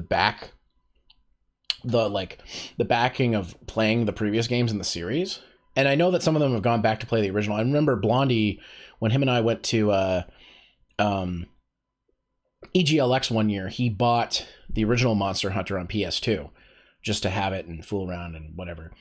So SCR might, I don't know. It's just... Monster Hunter games are huge. So there's a lot of stuff to talk about. And I think like he has his hands filled with Seiken Densetsu. So will I do a retrospective? I've actually been planning to do one for a long time. And the only thing that's stopping me is the amount of content that is required. And the other thing that's stopping me is how easy it is to forget something to talk about. So I eventually want to do it, but it's not going to be for a while. I also have another retrospective I started working on. It was that panel we did, but even that was super limited. Yeah, exactly. For anybody who wants to know what he's talking about, One Roll hosted a panel at Anime North one year talking about Monster Hunter, and I think I was like helping him out with it. And that's about as far as we got. Monster Hunter has so much stuff. I would love to cover it, but it almost seems unnecessary at this point. But because Monster Hunter World did so well that the series isn't really obscure anymore. I guess unless you're talking about the people not going back and looking at the other games, and if you want to see the how it's evolved. So when do you like to go to Canada? Yeah, well, hopefully we'll be able to go soon. Hunter Blade Remake. Oh god, I actually played that shit. Don't even joke about that. I have footage somewhere of that fucking game. But, Twinkie. And also, you should check out Anime Expo and Comic Con 20. Yeah, I do. Or 2021. Yeah, if I can, at some point, I would like to. It's just those cons are hard to get out for me. But yeah, no, someday I'd like to do a retrospective like that. I thought of doing a Mega Man one, but that would also be too undertaking. So, and I'm going to be like stepping back from my content going forward. I'll talk about this more when I do my update video, but I'm going to be putting my focus into other projects. Hell yeah, dude. And certain things are going to be going on hold for quite a while because I realized that I was burning myself out and I want to focus on other projects. Specifically, streaming has been a big one that I've wanted to focus on, and it's been very successful this year. So, but I'll talk more about that when I do my video. Enough about me. Let's get back to the video. To raging half-human beasts, tigers, wolves, wild boars. Will mankind depend on the claws, fangs, and cunning of savage beasts to bring the world safely into the next millennium? As the first game in the series, Bloody Roar doesn't do a good job explaining anything about zoanthropes. Their origins, their relationship with humanity, why they exist at all. But who needs to establish stuff like that, you know? I mean, it's not like this is information that's crucial to the game's story. There is further information on the story. No, for real, yeah. We gotta do more of that. It was posted on the official site for the game on PlayStation.com, and has since been reposted on sites like BloodyWar.net. Why not put it in the instruction book? It's not like you didn't have room for it. Fucking babblefish. In the latter half of the 20th century, burgeoning population and the rapid development of technology have affected the Earth's environment in various ways. Oh good, the prologue was written by Greenpeace. Humans who once gave birth to a flourishing civilization are heading for collapse. Earth is exposed to serious damage through the self-destructive acts of mankind, which is itself a part of the Earth. By the way, how much does the environment figure into the plot for this game? Okay, how about for the entire series? Yeah, that's what I thought. It turns out that zoanthropes are the result of the stimulation of a certain strain of genetic code that was previously thought to have been a background anomaly because it failed to match any human characteristic, and that by activating this code, the characteristics and capabilities of other species latent in the human body can be awakened and give birth to beings with superhuman physical powers and agility. And here's where I give Hudson, or at least whoever came up with this idea, a little credit. While more recent research has since shown that the idea of unused or quote-unquote junk DNA is quite wrong, the idea still works because even though geneticists know it is used, they still aren't entirely sure what certain parts of the genetic code are for. Because also, knows so much research has about shown that science. there are a great deal of traits Well, shared she by is a humans scientist, and so certain of course other she knows a lot animals about on the science. genetic level. Obviously, there are a great amount of genetic similarities between humans and various types of monkeys and apes, but the numbers are high for others as well. While exact figures are still debatable, cats share about 90% of the same genes as humans, and dogs share roughly 85%. That's why cats and dogs can get cancer. And here's a shocker. Because several of the we have characters in similar the Bloody genetic Roar makeups. series are some form of dog or cat, including half of the characters in this game. Long, Yugo, Gato, and Fox. And by the way, Fox, was that really the best name they could have given him? Why not just use his real name, Hans? I mean, that's like calling Scorpion and Sub-Zero Fire and Ice, or calling Jax Token Black Guy. Still, scientists have yet to prove that people can turn into half-animal fighting machines, or that they can spontaneously regenerate their destroyed clothes when they become human again. And thus concludes, crap, I have to get out of the way so I can talk about the damn game! To sum up the rest of this, zoanthropes had been living in secrecy until a massive amount of them started showing up around the world. It turns out that the medical division of the multinational Tylon Corporation, Tyron Corporation, or is it Tyrone? The game spells it at least 3 different ways. Hudson, I'll translate for Glory Good Great Justice Battery! Tylon has been breeding, kidnapping, and training zoanthropes to form an army which they would use to, stop me if you've heard this one before, try to take over the world. An evil global corporation creating biological weapons! Quick! Shoot them in the head! Oh wait, they're not zombies. That was a dumb running joke he had going for a few Shoot him in the videos. head! Each character, of which there are 8, has their own reasons to either escape from, fight against, or support the Tylon Corporation. The main storyline in the game is that Yugo Ogami's father, Yuji, a mercenary by trade, went missing during a battle against an ambushing group of heavily armed soldiers and zoanthropes. Wait. Did Gato, SCR predict a friend that? of Yuji Hold and on. the only other survivor of... Hold the fucking phone. Did SCR fucking predict that? Does he know about that? Does he know about that? Shit, I gotta ask him. Because I'm like, do you know? Like, because holy shit, that is hilarious if that's what he refers to them. Like, Spawn calls Sub-Zero fire and ice. But I don't think he's gonna call Jax token black guy. That would be a little too far. But seriously, Spawn refers to Sub-Zero and Scorpion as fire and ice. That's fucking hilarious. If he doesn't know, like, he probably doesn't. Okay, here's the thing. SCR, I've noticed, isn't very, like, doesn't remember a lot of stuff he puts in his own videos. I remember his videos better than he does. So I'll ask him questions about things and be like, why'd you make this joke? He's like, I don't even remember that. So he probably doesn't even remember this. So what I'm going to do is I'm going to go ahead and put an exclamation point clip in the chat so we can go back to this and refer to this.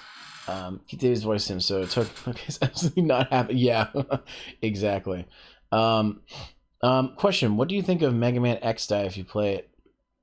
Oh, Rockman X Dive. I actually did a video on the beta, but I have not played it since because I thought there would be a North American way to play the game, but there isn't. You have to use a server in like Singapore or somewhere else, and I'm like, yeah, that's fine, but like, I don't want to have to like I don't know. I want content that's going to be available in my area.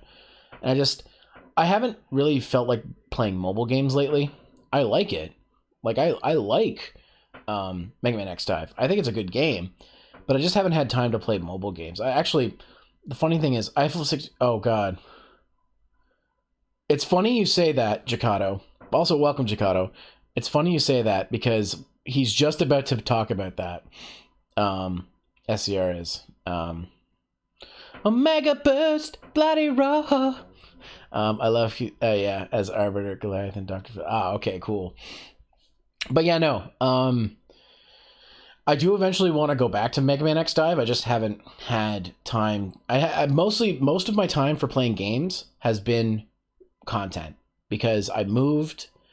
I had to get my place set up together, and I've been working on other projects. So streaming is kind of like, it's funny. It's kind of like a work kind of thing, but at the same time, like I'm having fun doing stuff. So I get to play games. Oddworld. Yes, I am excited for Soulstorm. I need to finish the remake. I might actually stream the Oddworld remake and then maybe the second Oddworld game.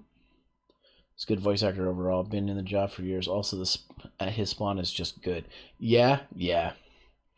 But yeah, no, I agree. But yeah, no, maybe that's something I could stream.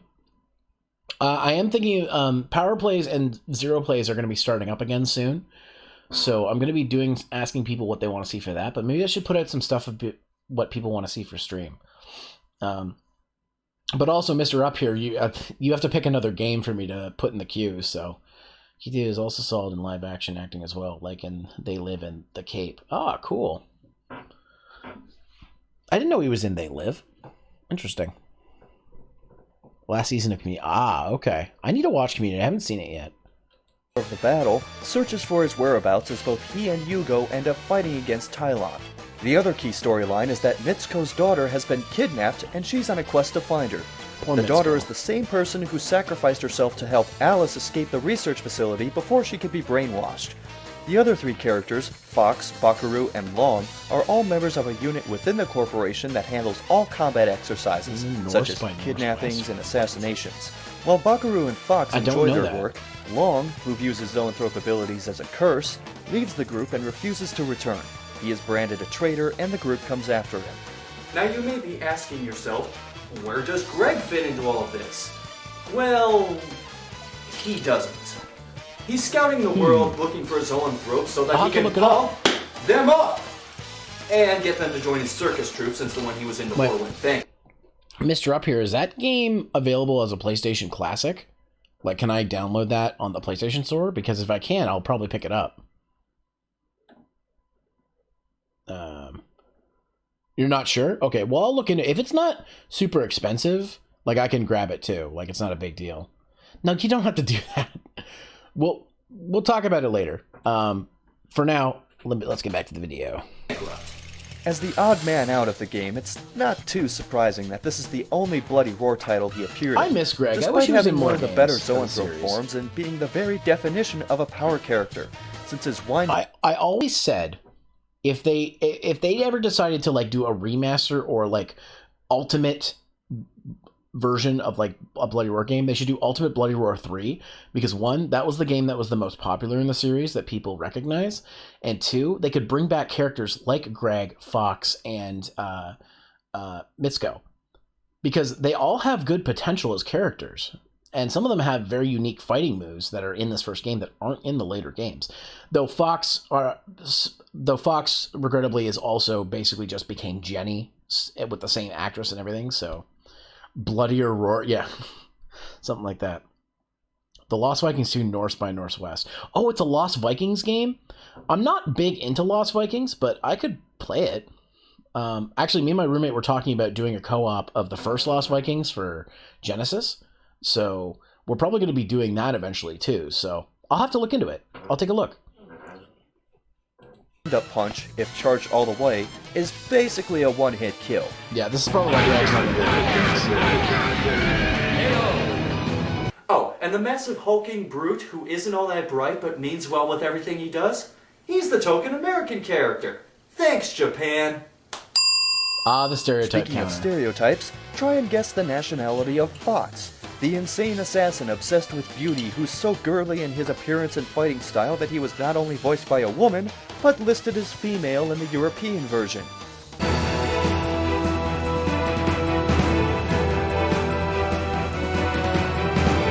do you guys think it is?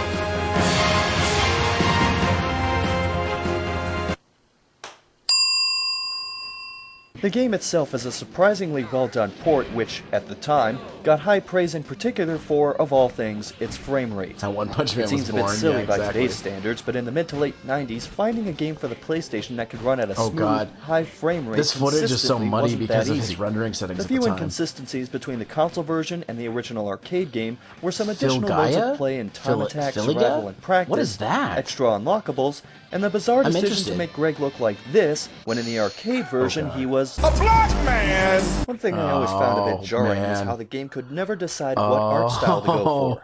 The character art is Oh, all no. drawn as I is from forgot the about arcade that. menus, but in the cutscenes and introductions, everyone's computer generated. Oh! For the most part, the characters weren't translated very well to their CG equivalents. Fortunately, their in-game models, both in human and beast form, looked pretty good and moved smoothly, even when performing some of their more bizarre or acrobatic moves. When you talk about Bloody Roar's combat, you're going to hear two criticisms that get echoed throughout the series. Number one, the game is a button masher. And number two, the beast forms are gimmicky.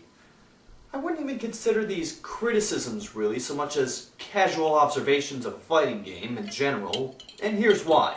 In all the Is that a fighting guy games hugging I've himself? ever played, I have yet to I see don't know. one where button mashing wasn't a usable strategy. Oh, even that if sounds a bad awesome, one. actually, Mr. Of course, if you I kinda mash wanna try buttons, you'll that. look out and do either a special move or a combo. It's a dumbed-down way of saying that a room full of monkeys chained to typewriters will There eventually it is. reproduce There it is. Shakespeare. That's where he said it. That's where he said fucking typewriters. If you guys missed it earlier, I talked about the way that SCR said typewriter, and I was like, he says typewriter, and I've never heard anybody say it. So I don't know if it's a joke or if it's just the way he says it. In either case, I kind of am curious into which it is. I don't actually know, because he said typewriter here, and I love how they're all using iMac Anniversary Edition computers in this picture. That's funny to me. But no, like, this is the other video that he says it in, and I'm like, I don't know. He's saying, oh, let me go back to the joke. The noun way of saying that a room full of monkeys chained to typewriters will eventually reproduce Shakespeare. The main reason people say this about Bloody Roar is, well, Look at what the arcade version's controls look like. Bloody Roar has a very simplified fighting system, with one button each for punch, kick, It is and actually beast very simplified, but you can Most combo of the characters will do a combo of anywhere from 2 to 5 hits just by tapping punch or kick repeatedly, and any special attacks can be done by doing quarter circle forward or backward and either punch, kick, or beast. But being able to do longer combos it's actually really easy to between play. Punch and kick and the directions held while hitting them, but also the incorporation of these special moves. A lot of in other words, this takes practice. Fighting game aficionados don't like how limited it is, play, but has enough complexity to it that someone who knows what they're doing can dispatch a button mash. Exactly. Especially for a character I can't like beat Long, SCR who uses combo circles that can start, end, loop back, and branch off in numerous different patterns. Typewriter. And as for the beast I don't know. being a gimmick, yeah, it pretty much is a gimmick.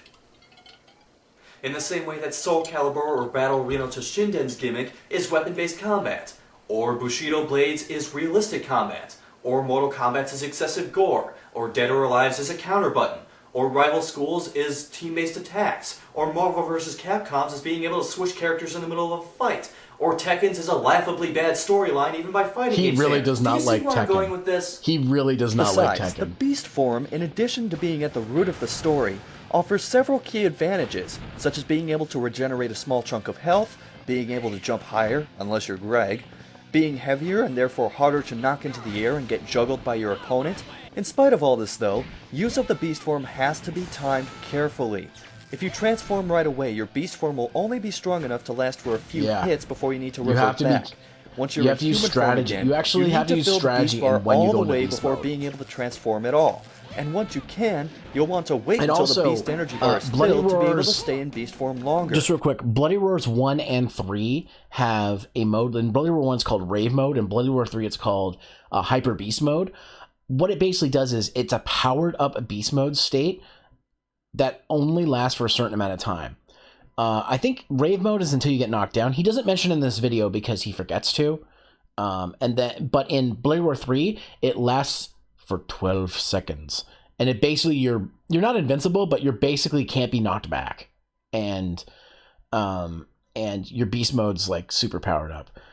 Have you heard of Dark Lord Jado 1? No, I don't think I've heard of that. I like how he showed the PlayStation version of Marvel vs. Capcom technically wasn't strong enough for the tag system. Ah, okay, yeah. BRB grabbing drinks. All right.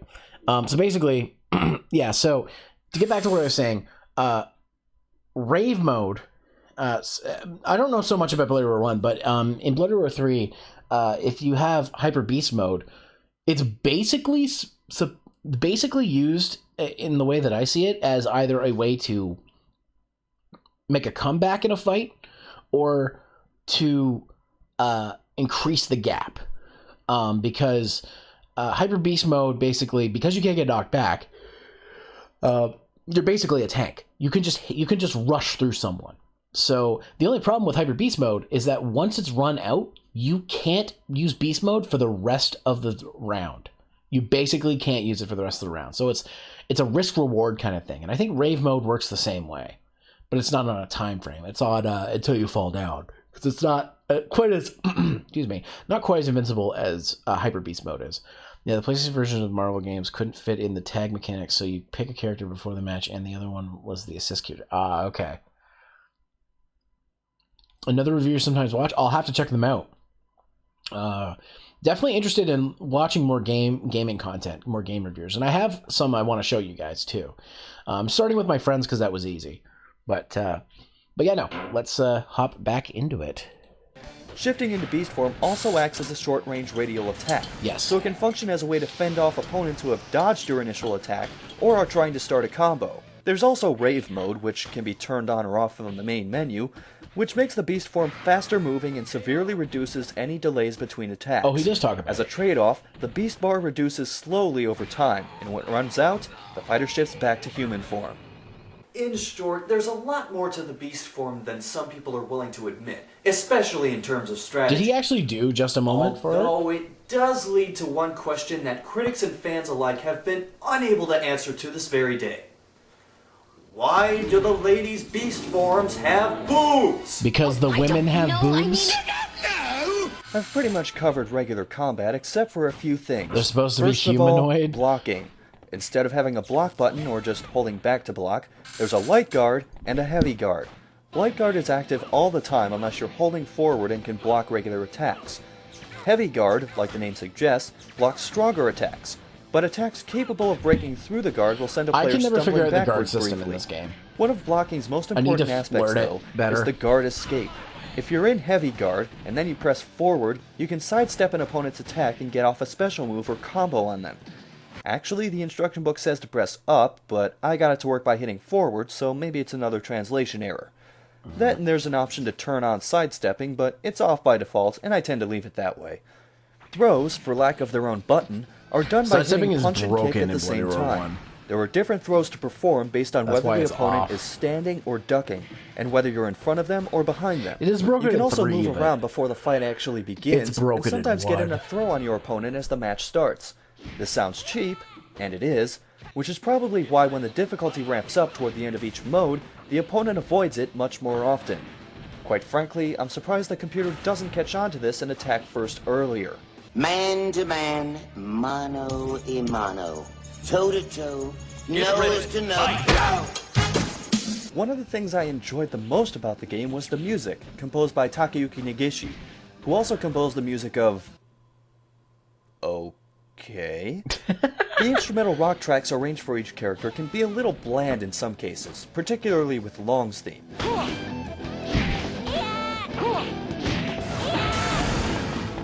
But for characters like Fox and Alice, their music really adds to the intensity of the fights. Yeah. Get ready, fight! In fact, my only major complaint sound-wise is that Alice's voice is mind-numbingly annoying!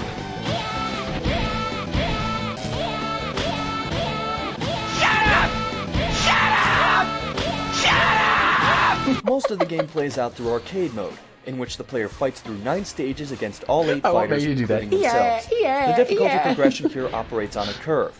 The first few fights are easy to get through, even when you're still learning the controls. If you're watching this. I didn't but the last couple fights require, at the very least, comfort with the controls and Alice is the rabbit, your opponent's moves and properly kind of on the nose. Beating arcade mode with each character and doing various other things, like making it through 10 rounds of survival mode or clearing time attack in 10 minutes, unlocks different cheats and mods such as turning off walls or disabling human and beast forms, as well as unlocking cinematics and artwork. Among these are illustrations of the characters, as well as concept art for both them and characters who didn't make the final cut.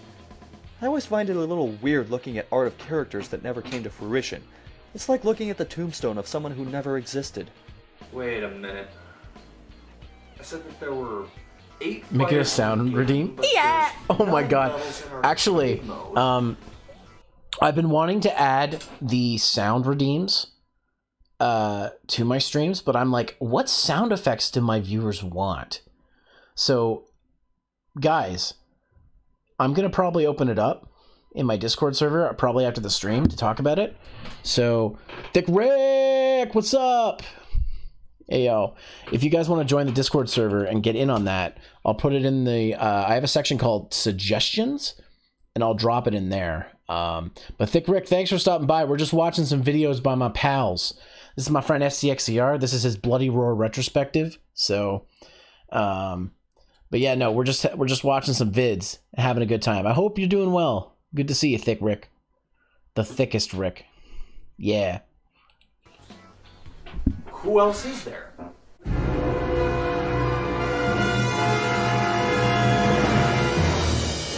Oh, some little girl in a Tylon lamp? Why the hell am I fighting?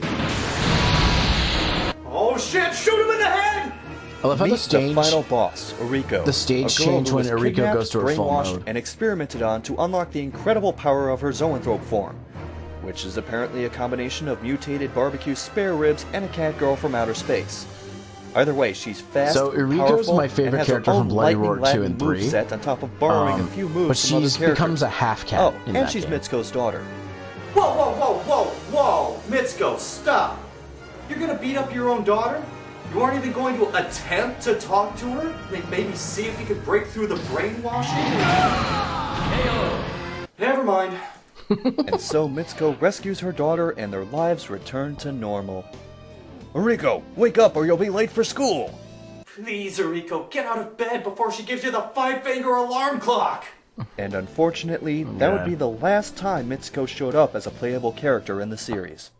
And remember, kids, as of 1998, if you're a girl, you need to be at least this attractive to be in a fighting game. It's so sad, I don't but want it's to go true. over all of the endings for this video, but I will go Unfortunately. over some of the more important ones. Yugo, the face of the Bloody Roar franchise, fights his way into the Tylon labs along with Gato, learning It's that incredibly his father was kept sexist. there. This is why, like, I Gato think wasn't able to rescue if they him in made time, a, and Yuji died. I'll just stop this so I'm not talking over it. If they made like an Ultimate Bloody Roar 3 and they brought Mitsuko back, it would be perfect because this is the kind of landscape you'd want to bring a character like that back. And Mitsuko is such a good fucking character that I'm just like, it's just so depressing that she never came back in another game. Same with Greg. Greg's kind of a dumb character, but I want to see Greg come back. I think it'd be cool. So if Konami ever decides they want to do anything with the Bloody Roar license, which I hope they will someday, then that'd be awesome. But, you know, it's Konami. They're not focused on video games that much. And when they are, they're trying to make the lowest possible costing thing to make the biggest profit. So Greg the Bunny. No, Greg is a gorilla, but I know the show Greg the Bunny. I used to watch that shit on TV. Eyes off screen. Yugo vows to destroy all of his father's enemies with the abilities he inherited from Yuji and fade to black. Meanwhile, Gato destroys the very Bloody Roar the small-looking Pachinko? Tylon God, lab don't while even get me screaming started, about Chicano. avenging his friend Yuji. I'm sorry, but is this really the best shot they can think of for this? You know what, screw it, I'll just make the joke and move on. Yuji! I avenged you! Gato is arrested that's for a deep destroying the cut. building, but later let go God. because the police find the labs and tons of evidence of all the Have you illegal played experiments Sifil performed and there. Ollie? No, I have Unable not. to shake his soldier mentality, I need to Gato one of these returns days. to the armed forces and keeps fighting in memory of his friend. Not to sound condescending, but how desperate is this military if they're taking a guy who can't see out of his left eye? Long, however, is seen meditating by a waterfall having an emo trip about being a zoanthrope. In a strange bit of dialogue, his zoanthrope form starts talking to him. Against its claims, Long determines that his destiny is to live alone in a cave so people won't live in fear of him. This is, of course, a flawless plan, except for the countless other zoanthropes in the world for people to be afraid of. Turn that frown upside down and Like kick some flare half-human shot. ass. The last one I'll mention is my personal favorite, Fox's ending. Fox He's is another doing his character that usual needs to come work of back. maiming and killing innocent people when one of them, an older woman he's mortally wounded, says his real name as she's dying. Wait, Hans? I thought his name was Hans. Hudson Stew, the translator down to all! Fox shows remorse over killing his own mother before slowly descending into madness, which isn't saying much since he was already a murderous psychopath before this happened. Still, think of the possibilities this opens up for his character. With Tylon gone, he's basically unemployed and can do whatever the hell he wants. He could come back for any one of these characters, especially since the game does everything but flat out tell you, Fox kidnapped Eriko. You know what? I can't wait. Let's just see what happens to him in the next game. Yep. Hudson, I am disappointed. So I just want to pause this for a second because I actually thought about what they could do if they brought Fox back. Say Fox gets over being like insane and say that he rebuilds the Tylon Corporation himself and becomes the villain for the next Bloody Roar game. Like he becomes the final boss. That would make a lot of sense. It'd be a great way to bring his character back. And because he wasn't dead. He's not dead. He's alive in the series. So there's nothing saying he can't come back. It's just hilarious that like he never did. But yeah, and I always thought of that. And he could be like some kind of like criminal mastermind or something that created Tylon to make more zoanthropes because he wants to take over the world or something. I know that's kind of generic to think of, but like I think that like Fox has a lot of potential as a character, and they just kind of like in the car accident looking like a zoanthrope. God damn it. In the car accident, looking like a zoanthropy. God damn it. But I think there's a lot of potential for Fox to be like a main villain of a new Bloody Roar game. The problem is that fans will think of these things, but the game developers themselves usually won't think of this shit. So it's like, even if they make a new Bloody Roar, it's probably not going to have this stuff, these thoughts in it, because I mean, and game developers shouldn't listen to fans all the time, but they should listen to them sometimes. Fans sometimes know what's good for a series, and sometimes they don't, so who knows. But anyways, let's finish up this video, because we're almost done. Let's get this done. It can be a little difficult to imagine that this game managed to compete at all with the numerous other fighters out at the time, but in spite of its flaws, it did just that. Scott, okay. Considering how Hudson... So Dr. Waddle-Dee, funny story about that. There was a fighting game on the PlayStation. I think it's called Evil Zone. I remember. We saw John St. John at Kineticon. He doesn't remember being in the game. So he signed SCR's copy saying, I'm not in this game. Then later realized, oh shit, I'm in this game. And now puts it on... and now talks about it being one of the games he's in. Do you remember Alex made some YouTube poops back in the day? The name sounds familiar. It's also be either kind of or extremely toxic, icky Star Wars fans. Oh my god, don't get me started. Don't get me started. All I have to say the words is, I like The Last Jedi, and I have people coming at me, killing me. Because, you know, I like The Last Jedi, and I think it's a good movie for the Star Wars franchise. But that is just my opinion. You don't have to agree with me. Anyways, let's go back to this. In the same year released another fighter, Dual Heroes, a game frequently brought up in the argument for worst See, he brings this up here, and I'm like, you're going to review it. Bloody Roar had could be classified as a pleasant surprise. In fact, they would go on to make a sequel to this game only a year later, which expanded the... Damn it! In fact, they would go on to make a sequel to this game a year later, which expanded the...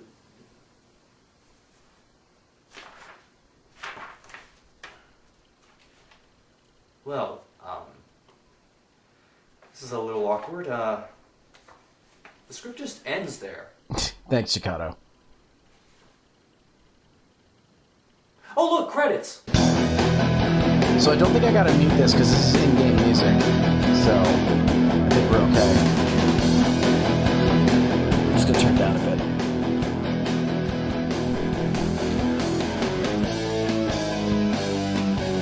Bloody Roar is a fun series.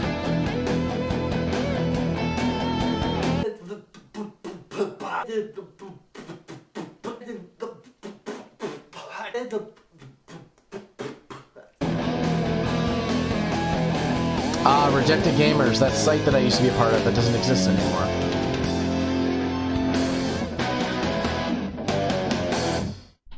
Here we go. And that, ladies and gentlemen, is the first episode of the Bloody Roar retrospective. If we do this again, we'll have to watch episode 2, which is on Bloody Roar 2. I think we have enough time to watch that video that was requested to watch. Is Just a Moment on 13. Oh, he did a video on the remake too. Shit. Okay.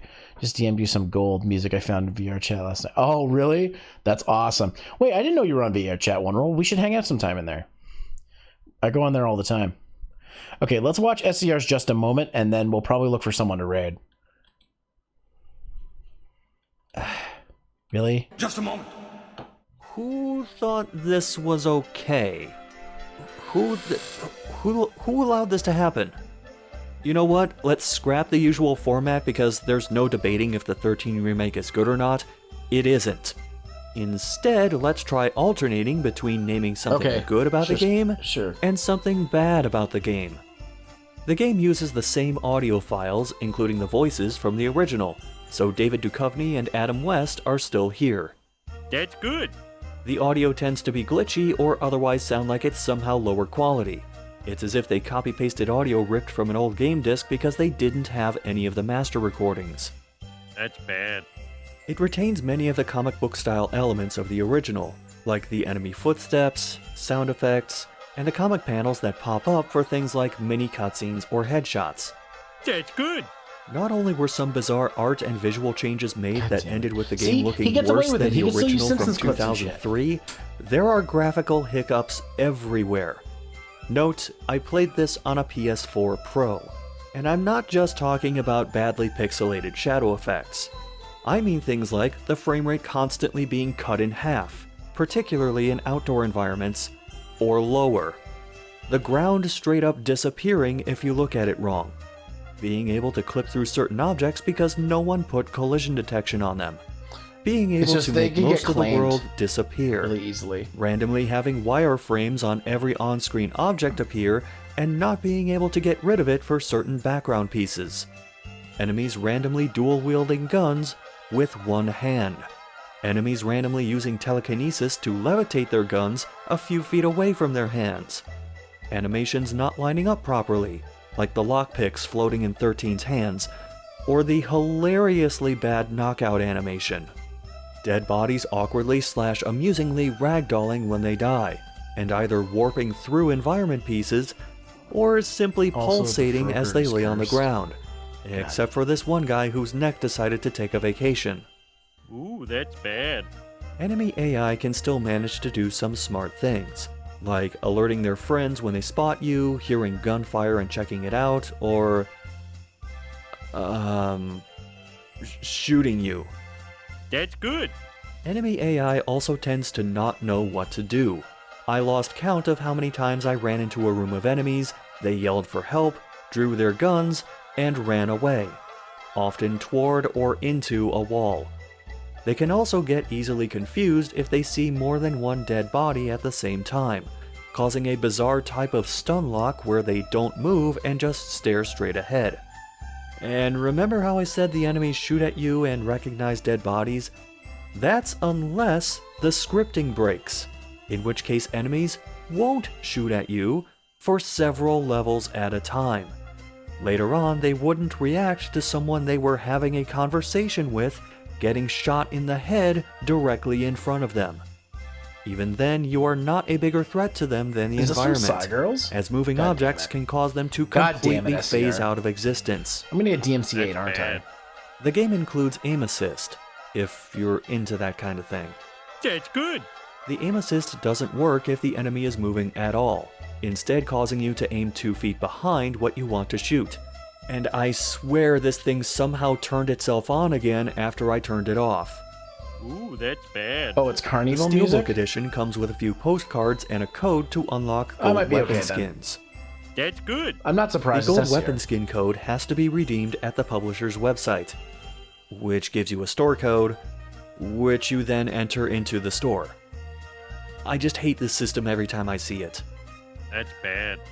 The steel case can be used as a fancy, oversized coaster. Yeah. That's good. Location-based event triggers can end up making you, your allies, or the enemies look ridiculous.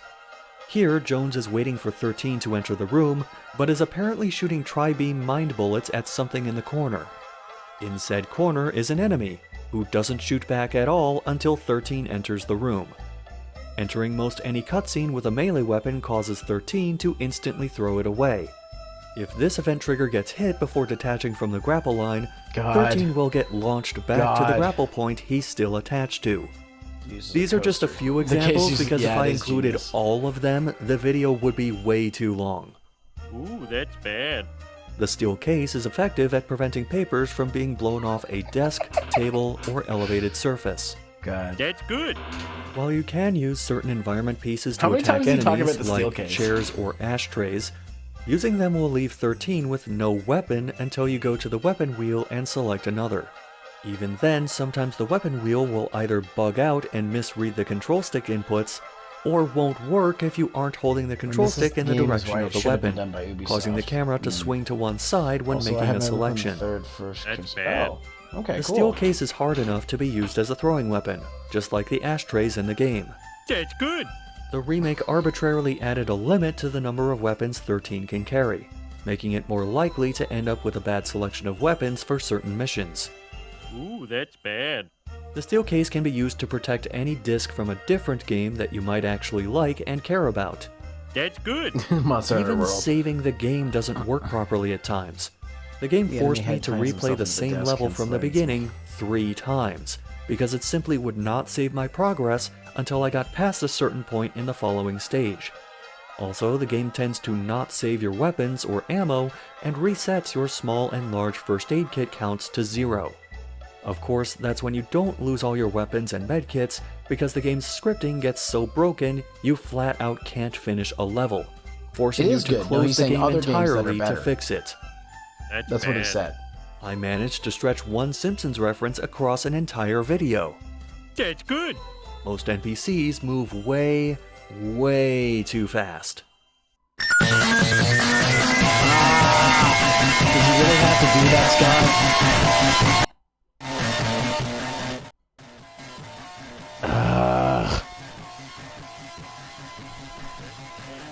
The original version of 13, which is infinitely better than the remake, is on Steam for $6 US. Nice. That's good. Some parts of the environment don't even touch the ground. This game is basically a zombie and a jump scare away from being something I would play for a Fearless video. That's bad. And because I want to end this video on a positive note, this more expensive steel case version I've been showing the entire video, I didn't pay for it. That's good. Alright.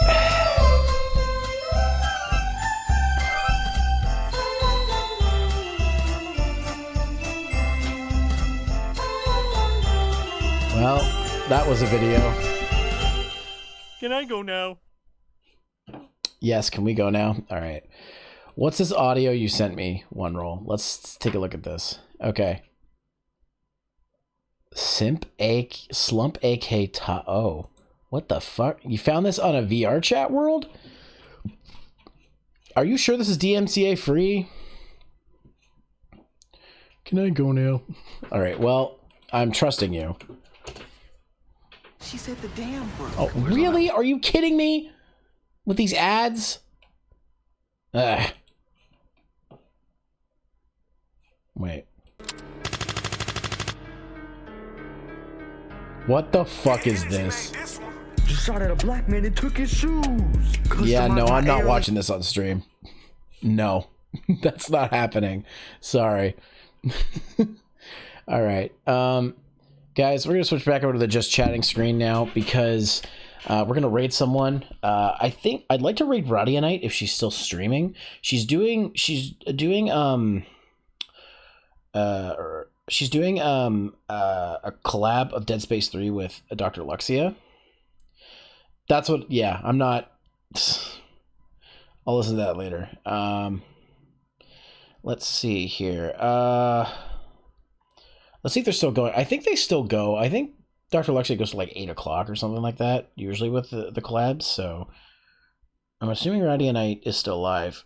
I would just raid Luxia, but I raid her all the time, and Radianite just re-debuted with a new outfit or a new model. So I kind of want to raid her. There she is. She is still live, and she actually has less viewers than Dr. Luxia does. So is the game still going? Oh, of course it gives me a fucking ad. Of course it does. But just recording with it. I was trying. Oh, well, I'll listen to it later when I'm not on stream.